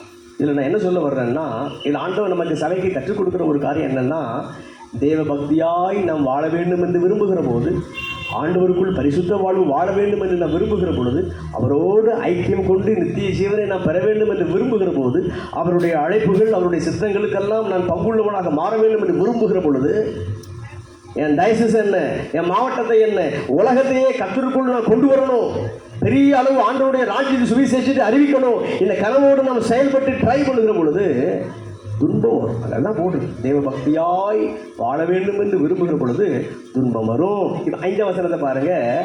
அநேகர் அந்த துன்பப்படக்கூடாது என்று சொல்லுகிறவர்களை பார்த்து பவுல் சொல்றாரு, அவங்க தேவ பக்தியின் வேஷத்தை அணிந்திருக்கிறவங்க, அவங்க மறுதலிக்கிறவங்க தான். அந்த 5ஆம் வசனத்தை மறுபடியும் வாசிங்க. 2 தீமோத்தேயு 3:5. தேவ பக்தியின் வேஷத்தை தரித்து அதன் பலனை மறுதலிக்கிறவர்களாயும். யாரை மறுதலிக்கிறவர்கள் என்று சொல்லுகிறான்னா, இந்த ஆண்டவரை ஃபாலோ பண்றையா, துன்பமே வரக்கூடாது, அவங்க தான் மறுதலிக்கிறவங்க. சரிதானே? இன்னைக்கு நிறைய அப்படிப்பட்ட ப்ராஸ்பரிட்டி டீச்சிங்லாம் நிறைய வருது. ஆண்டவரை ஃபாலோ பண்ணால், ஆண்டவர்கிட்ட ஜெபம் பண்ணால் துன்பமே வராது. சரிதானே? அப்படிலாம் கிடையாது. ஏதோ ஒரு விதத்திலே ஒவ்வொருவருக்கும் வெவ்வேறு விதமான துன்பங்கள் வரும். அது வராது என்று சொல்லுகிறவங்க மறுதலிக்கிற ஒரு கூட்டம் தான். Point number 3. ஜஸ்ட் ஒரு 5 minutes to 7 minutes தான் கற்றுட்டு வார்த்தையை நான் முடிக்க போகிறேன். முதல் பாயிண்டில் நான் சொன்னேன் பேதுருவின் மறுதலித்தல்.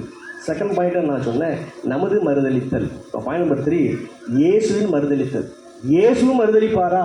இயேசுவும் மறுதலிப்பார். வாசிக்கலாம். பாயிண்ட் நம்பர் 1 வாசிக்கலாம். மத்தேயு 10ஆம் அதிகாரம் 32ஆம் வசனம் 10:32. மனுஷன் முன்பாக என்னை அறிக்கை பண்ணுகிறவன் எவனோ அவனை நானும் பரலோகத்தில் இருக்கிற என் பிதாவின் முன்பாக அறிக்கை பண்ணுவேன். மனுஷன் முன்பாக என்னை மறுதலிக்கிறவன் எவனோ அவனை நானும் பரலோகத்தில் இருக்கிற என் பிதாவின் முன்பாக மறுதலிப்பேன். லூக்கா 12:8. லூக்கா 12:8. அன்றியும் நான் உங்களுக்கு சொல்லுகிறேன், மனுஷர் முன்பாக என்னை அறிக்கை பண்ணுகிறவன் எவனோ அவனை மனுஷகுமாரனும் தேவதூதரும் முன்பாக அறிக்கை பண்ணுவார்.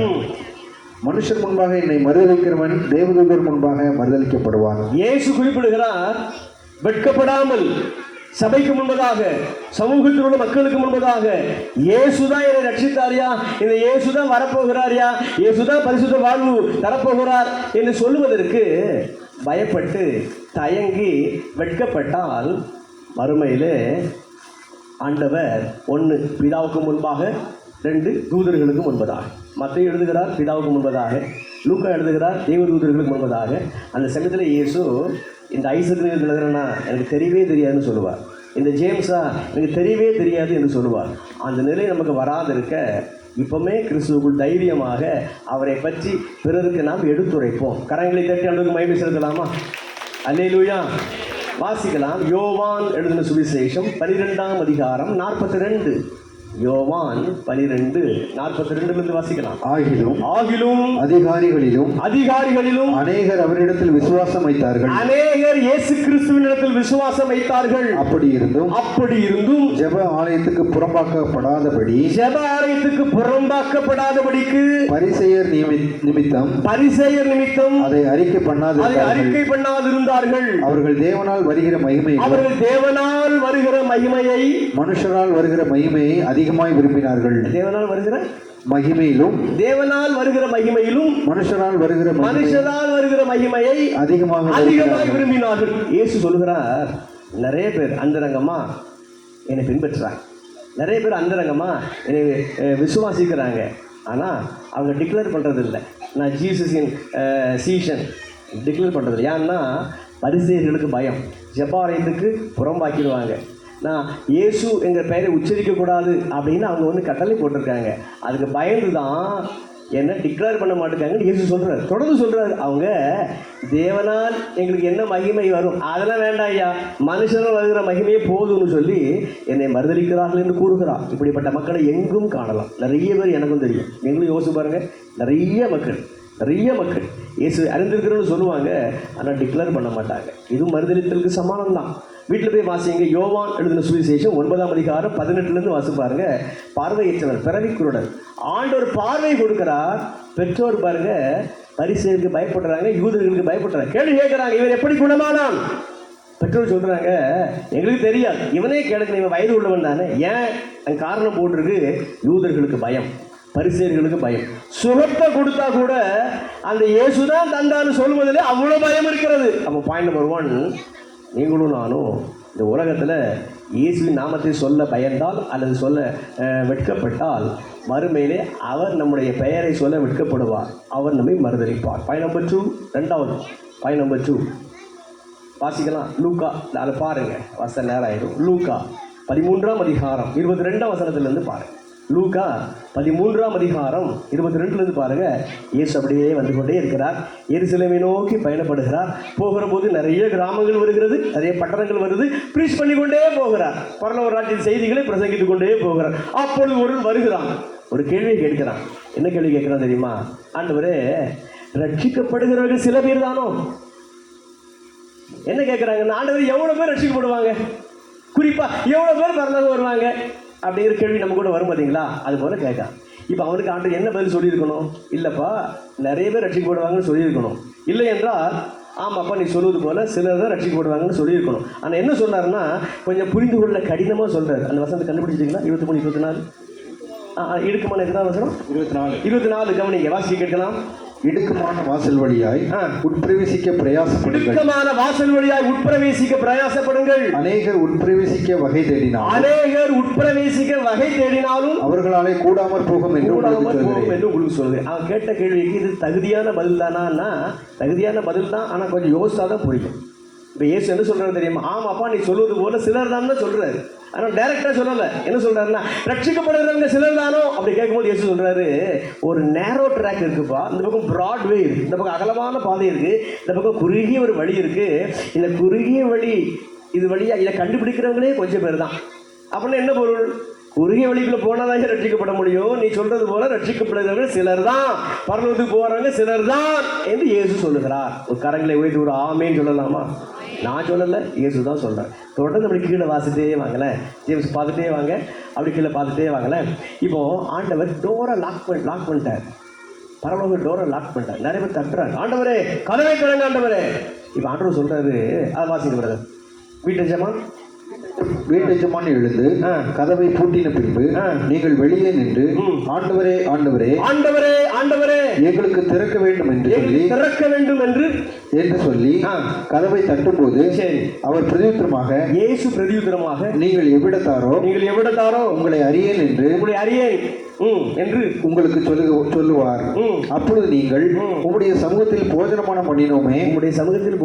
பண்ணினோமே, நீர் எங்கள் வீடுகளில் போதகம் பண்ணினீரே என்று சொல்லுவீர்கள், ஸ்ட்ரீட்ல வந்து பிரசங்கம் பண்ணினீரே என்று சொல்லுவீர்கள். ஆனாலும் அவர் நீங்கள் எவ்விடத்தாரோ உங்களை அறியேன், அக்கிரமக்காரராகிய நீங்கள் எல்லாரும் என்னை விட்டு அகன்று போங்கள் என்று சொல்லுவார் என்று உங்களுக்கு சொல்லுகிறேன். நிறைய பேர் அந்த கடைசி நாளில் டோரை தட்டும்போது உள்ளே இருக்கிற இயேசு சொல்லுவார், நீங்கள் யாருன்னே எனக்கு தெரியாது, நீங்கள் அக்கிரம செய்கைக்காரர், என்னை விட்டு அகன்று போங்க, நரகத்துக்கு போங்கன்னு சொல்கிறார். அப்போ இந்த மக்கள்லாம் சொல்கிறாங்க, எங்களை பார்த்து இப்படி சொல்லுங்க நம்ம ஆண்டவரே, எங்கள் ஸ்ட்ரீட்டில் வந்து நீங்கள் பிரசங்கம் பண்ணீங்க ஆண்டவரே. இப்போ கூட ஒரு ஸ்ட்ரீட் கேம்பஸ் தான், இங்கே கூட ஜீசஸ் இப்போ பிரசங்கம் பண்ணிட்டு தான் இருக்கார். நல்லா கவனிங்க, எங்கள் ஸ்ட்ரீட்டில் வந்து நீங்கள் பிரசங்கம் பண்ணீங்களா ஆண்டவரே? அது மட்டும் கிடையாது, நீங்களும் நானும் பக்கத்தில் உட்காந்து சாப்பிட்டோமே ஆண்டவரே, தெரியாதா? அப்பவும் இயேசு சொல்கிறாரு, நான் உங்களை அறியேன், எனக்கு யாரும் தெரியலை. இதுக்கு பேர் தான் மறுதலித்தல். இப்படியும் இயேசு மறுதலிப்பாரா? இப்படியும் மறுதலிப்பார். காரணம் என்ன? மறுதலிக்கு காரணம் என்ன? அதுதான் இந்த 22லேருந்து நான் சொன்னேன். என்னன்னா, இவர்கள் இயேசுவோடு ஐக்கியப்பட்ட மக்கள் தான், உணவருந்திய மக்கள் தான், அதாவது நல்ல ஜெபித்த மக்கள் தான், வர்ஷிப் பண்ணிய மக்கள் தான், ஐக்கியப்பட்ட மக்கள் தான். அது மட்டும் இல்லை, அவருடைய வேர்ட் ஆஃப் காடை கேட்ட மக்கள் தான். ஸ்ட்ரீட்டில் பிரசங்கம் பண்ணும்போது கேட்டிருக்காங்க. ஆனால் இவங்கள்ட்ட என்ன மைனஸ் பாயிண்ட் என்னன்னா, அவர் சொன்னாரே, கேள்வி கேட்டாரே, ரட்சிக்கப்பட்டவர்கள் சில பேர் தானோ, அது இயேசு சொன்னாரே, இடுக்கமான வாசல் வழியாக உள்ளே பிரவேசிக்கணும். இந்த வாசலுக்குள்ள அவங்க பிரவேசிக்கலை. இடுக்கமான வாசல் வழியாக அவங்க பிரவேசிக்கலை. அவங்க ப்ராட்வேல தான் போனாங்க. இப்போ ஜீசஸ் சொல்கிறாரு, எனக்கு யாருன்னே தெரியலை. அதனால் நீங்களும் நானும் எவ்வளோ கேர்ஃபுல்லாக இருக்கணும்னு பார்த்துக்கோங்க. மத்தேயு 7:13 இயேசு சொல்லுகிறார், இடுக்கமான வாசல் வழியாக தான் பிரவேசிக்கணும். வழி நெருக்கமாக தான் இருக்கும், இடுக்கமாக தான் இருக்கும், உள்ள போகும்போது கொஞ்சம் வலிக்க தான் செய்யும், ஆனால் முடிவு நித்திய ஜீவன். கரங்களை தட்டி ஆண்டுக்கு மகிமை செலுத்தலாமா? பிராட்வே அப்படி கிடையாது, ஃப்ரீயாக இருக்கும், ஆனால் அதனுடைய எண்டு நரகம். இடுக்கமாக இருந்தாலும் ஜீசஸ் விட்டு விலகாதீங்க. ஜீசஸ் தான் வழி, அவர் தான் வாசல். அந்த இயேசுவாகிய வழி, இயேசுவாகிய வாசல். இயேசுதான் வாசல்ங்கிறது யோவான் 10, இயேசுதான் வழிங்கிறது யோவான் 14. அவருக்குள்ள நுழைய கொஞ்சம் வலிக்கிற போல தெரிஞ்சாலும் ஒரு நாளும் கைவிட மாட்டாரியா, நித்திய ஜீவன் வரைக்கும் கொண்டு போயிடுவார். கரங்களை தேட்டாளுக்கு மகிமை செலுத்தலாமா? தேர்ட் பாயிண்ட் அதை மட்டும் வாசலும்.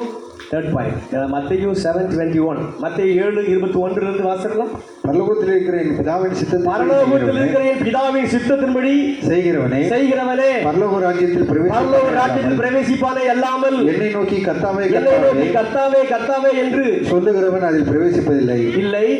நாளில் அநேகர் என்னை நோக்கி கர்த்தாவே உமது நாமத்தினாலே தீர்க்க தரிசனம் உரைத்தோம் அல்லவா, உமது நாமத்தினாலே பிசாசுகளை துரத்தினோம் அல்லவா, உமது நாமத்தினாலே அநேக அற்புதங்களை செய்தோம் அல்லவா என்பார்கள். அப்பொழுது நான் ஒரு காலம் உங்களை அறியவில்லை, நான் அறியவில்லை, அக்கிரம செய்கைக்காரரே என்னை விட்டு அகன்று போங்கள் என்று அவர்களுக்கு சொல்லுவேன். கவனிங்க, இந்த மக்கள்லாம் யார் தெரியுமா? ஊழியக்காரர்கள். இந்த மக்கள்லாம் யார் தெரியுமா? ஆண்டவரை விசுவாசித்து அவருக்காக ஊழியத்திலே பங்கு கொண்ட பரிசுத்தவான்களாகி விசுவாசிகள். கவனிங்க, அவங்க இயேசுவின் நாமத்தை சொல்லி பிசாசுகளை துரத்தி இருக்கிறாங்க. இயேசுவின் நாமத்தை சொல்லி தீர்க்க தரிசனம் உரைத்திருக்கிறார்கள். இயேசுவின் நாமத்தை சொல்லி அநேக மக்களுக்கு சுகத்தை கொடுத்திருக்கிறார்கள். இப்போ இயேசு சொல்கிறாரு, எனக்கு யாருன்னு எனக்கு தெரியல. இதுக்கு பேர் தான் மறுதலித்தல். இவர்களை பார்த்து இவர் பேரை சொல்லி தான் இவ்வளோ காரியங்கள் அவங்க செஞ்சுருக்கிறாங்க, இவருக்காக தான் செஞ்சுருக்கிறாங்க. இப்போ இவராக இயேசு சொல்கிறாரு, நீங்கள் யாருன்னே தெரியாது. காரணம் 21ஆம் வசனம் ஆரம்பத்தை பாருங்க.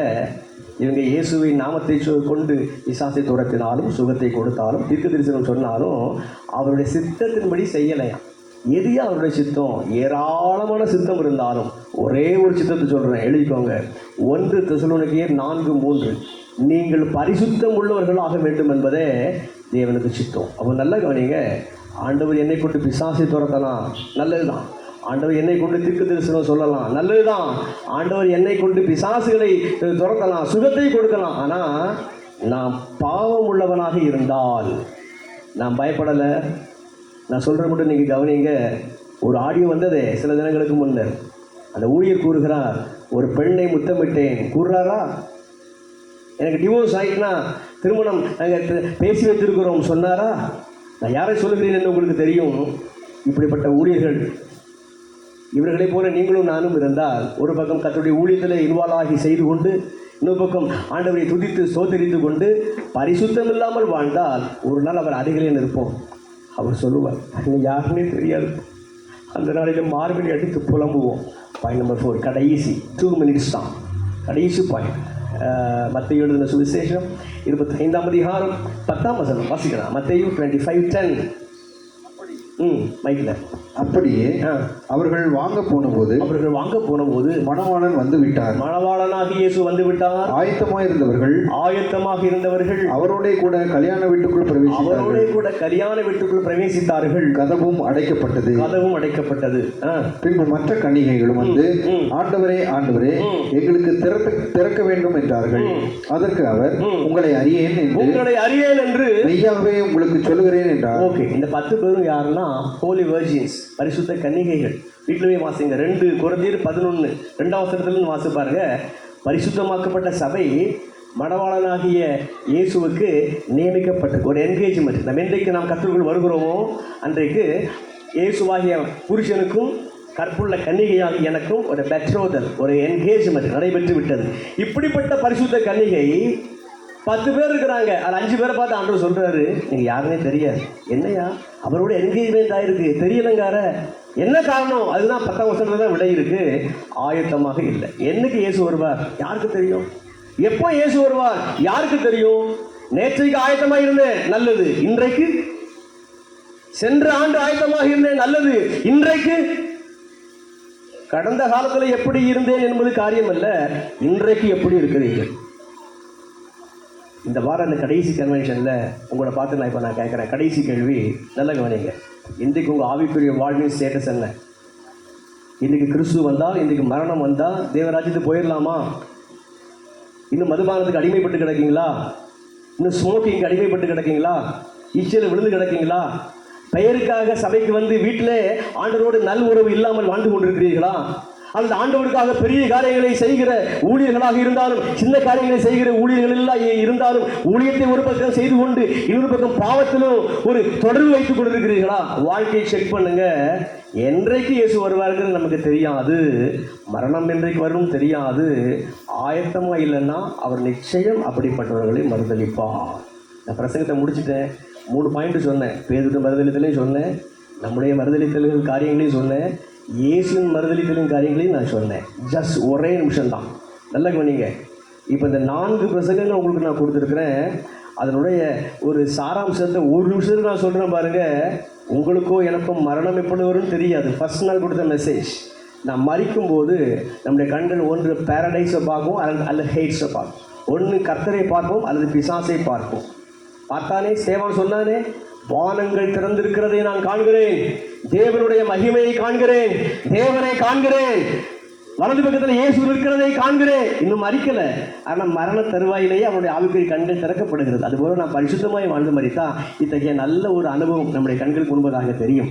ஆனால் பாவியாக மறிக்கும் போது பாதாளத்தை பார்ப்போம் அல்லது அக்னியை பார்ப்போம், ஐஸ்வர்யவானை போல நாம் புலம்புவோம். நம்முடைய வாழ்க்கையை இன்றைக்கி நீங்கள் தீர்மானித்துக் கொள்ளுங்கள். சரிதானே? அதை தொடர்ந்து 2ஆம் மெசேஜில் கொடுத்தேன், அவருக்குள் வந்து மறுபடியும் பாவம் செய்யாதுங்க. கிருபையாகி இயேசுவை, சத்தியமாகி கிருபையை அறிந்த பின்னர் மறுபடியும் பாவம் செஞ்சால் நமக்குள் இருக்கிற பரிசுத்தாவியை துக்கப்படுத்தி கொண்டே இருக்கிறோம், அவரை துன்பப்படுத்தி கொண்டே இருக்கிறோம், அவரை மறுபடியும் சிலுவையில் அறைந்து கொண்டே இருக்கிறோம், நம்முடைய காலகளால் மிதித்து கொண்டே இருக்கும். செய்யக்கூடாது, பாவம் செய்யக்கூடாது என்று நான் விரும்புகிறேன். ஆனால் முடியவில்லையே.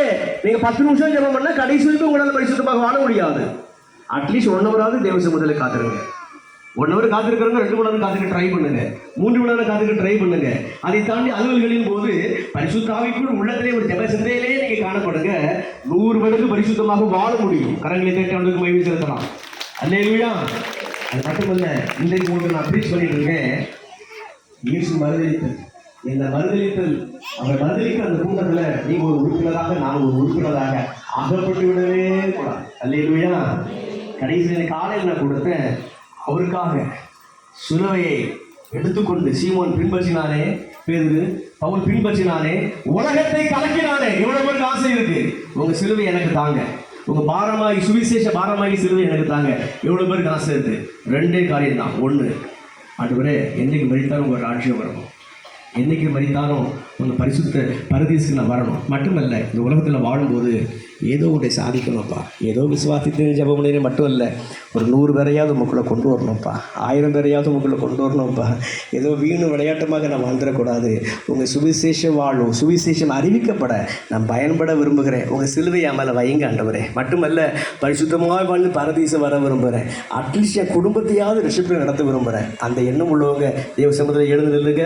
ஒரு 30 செகண்ட்ஸ் தான், ஒரு ஒப்பு கொடுத்தலுக்குள்ள உங்களை நான் நடத்த போகிறேன். ஆண்டவரே, தேவ சமூகத்திலே அதிக நேரம் ஜெபிக்க, அதிக நேரம் வேதத்தை தியானிக்க, தேவையில்லாத மற்ற காரியங்களை மற்ற மக்களோடு பேசி டைமெல்லாம் வேஸ்ட் பண்ண நான் விரும்பலை. ஆண்டவரே, தகுதியான நபர்களோடு, பரிசுத்தமான நபர்களோடு டைம் ஸ்பெண்ட் பண்ணுங்க. தேவையற்ற நபர்களோடு டைம் பேச உங்கள் நாவு அநீதி நிறைந்த ஒரு உலகம், அது மூலமாகவே பாவம் அதிகமாக வந்துடும். பெற்றுக்கொள்ளத்தக்கதாக நீங்கள் ஓடுங்க, பெற்றுக்கொள்ளத்தக்கதாக ஓடுங்க. இவ்வளோ பேர் எழுப்பிட்டீங்க, கண்களை மூடிக்கோங்க. ஒரே வசனத்தை என்ன சொல்கிறேன் கவனிங்க. வீட்டில் போய் வாசிங்க. லூக்கா 13ஆம் அதிகாரம் 34 வாசித்து பார்த்தா இயேசு சொல்றாரு, எருசலேமே எருசலேமே, கோழி தன் சிறகை அடித்து தன் குஞ்சுகளை அழைப்பது போல நான் உன்னை அழைக்கிறேன்ப்பா.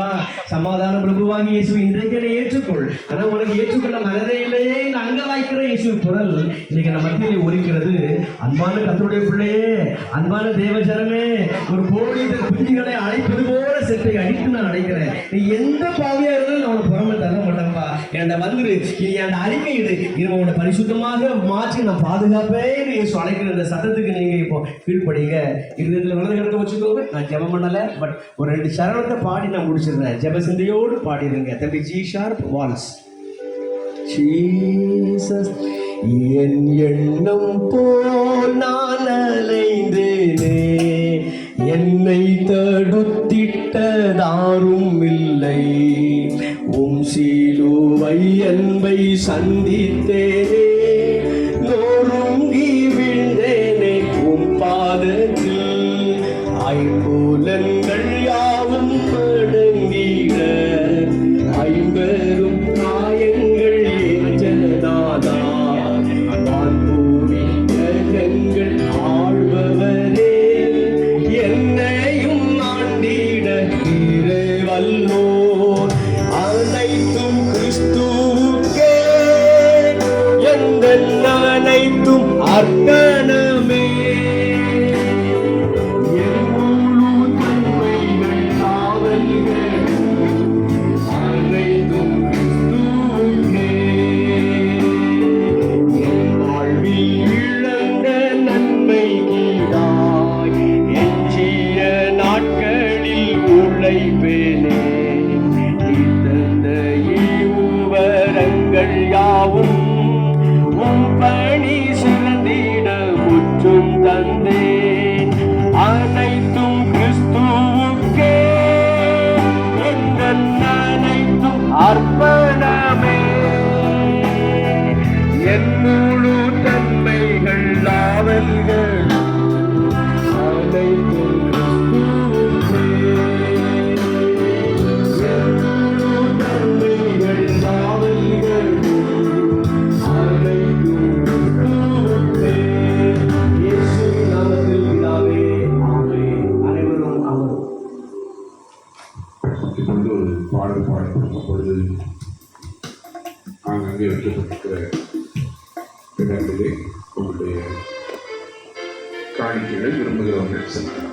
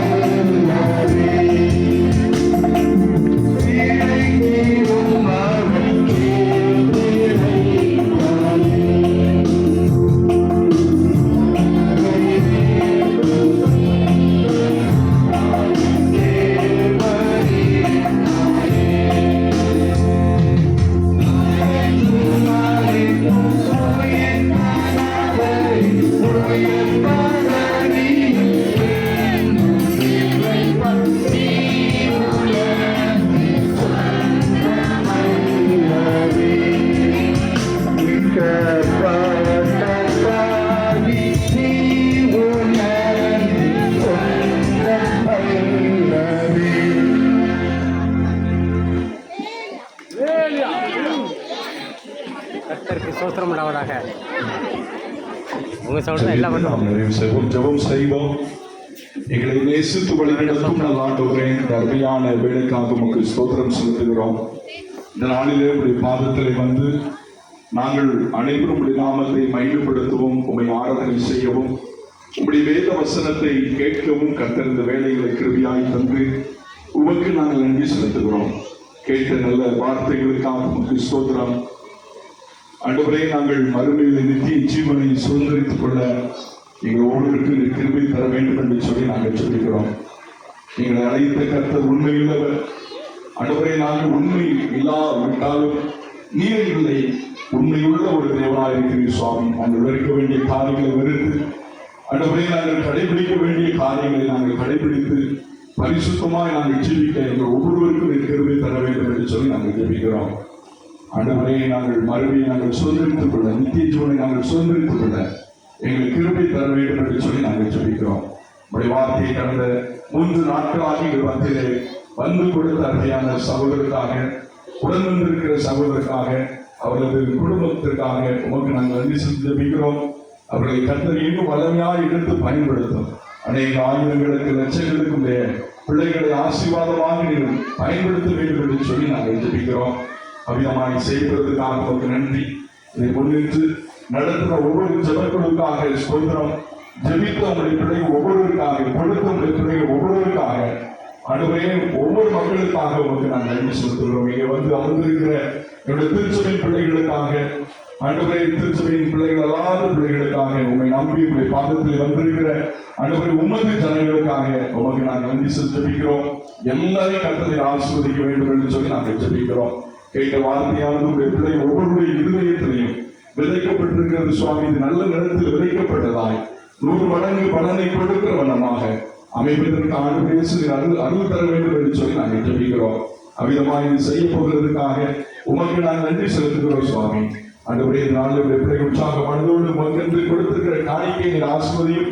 இதற்குண்டான பலனை ஆசீர்வாதங்கள் பிள்ளைகள் அனைவரும் சொந்தரித்துக் கொள்ள கருவித்தார்கள். எங்களது ஜபங்கள் எல்லாவற்றையும் கேட்டதற்காக உமக்கு நாங்கள் நன்றி செலுத்துகிறோம். வந்திருக்கிற பிள்ளைகள் ஒவ்வொருவரையும் உடைய பரிசுத்த ஆவியினால், உடைய வல்லமையினால், உடைய அபிஷேகத்தால் நிரப்பி உடைய பிள்ளைகளை ஆசீர்வதித்து அனுப்ப வேண்டும் என்று சொல்லி நாங்கள் ஜெபிக்கிறோம். உடைய பிள்ளைகளுக்கு விரோதமாய் உருவாக்கப்படுகிற எல்லா ஆயுதங்களும் இயேசுவின் நாமத்தினால் வாய்க்காதபடி போகட்டும். எல்லா விதமான அசுத்த ஆவியின் வல்லமைகளையும் இயேசுவின் நாமத்தினாலே கடிந்து கொள்ளுகிறோம். அப்பா, உங்களுடைய பிள்ளைகளுக்கு விரோதமாய் உருவாக்கப்படுற அத்தனை ஆயுதங்களும் வாய்க்காதபடி போகட்டும் என்று சொல்லி நாங்கள் ஜெபிக்கிறோம். எங்கள் ஒவ்வொருவரையும் பரிசுத்தப்படுத்தும். உங்கள் ரத்தத்தால் எங்கள் ஒவ்வொருவரையும் கழுவும். எங்கள் ஒவ்வொருவரையும் சுத்திகரியுமானவரை எங்களை பரிசுத்தப்படுத்தி காத்து வழிநடத்தும் சுவாமி. எங்களை தாழ்த்தி வல்ல கருத்தில் அர்ப்பணிக்கிறோம். ஆட்கொண்டு ஆளுகை செய்து வழிநடத்தும். எல்லா மகிமையும் எல்லா கணத்தையும் ஆண்டவர் இயேசு ஒருவருக்கு நாங்கள் செலுத்துகிறோம். உடைய நாம மகிமைப்படட்டும்.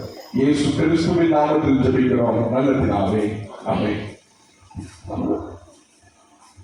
நம்முடைய கர்த்தராகிய இயேசு கிறிஸ்துவின் கிருபை, தேவனுடைய அன்பு, பரிசுத்த ஆவியானவருடைய ஐக்கியம் நம் அனைவரோடும் கூட எப்போதைக்கும் இருப்பதாக. என் ஆத்மாவே கர்த்தரை ஸ்தோத்திரி, என் உள்ளமே பரிசுத்த நாமத்தை ஸ்தோத்திரி.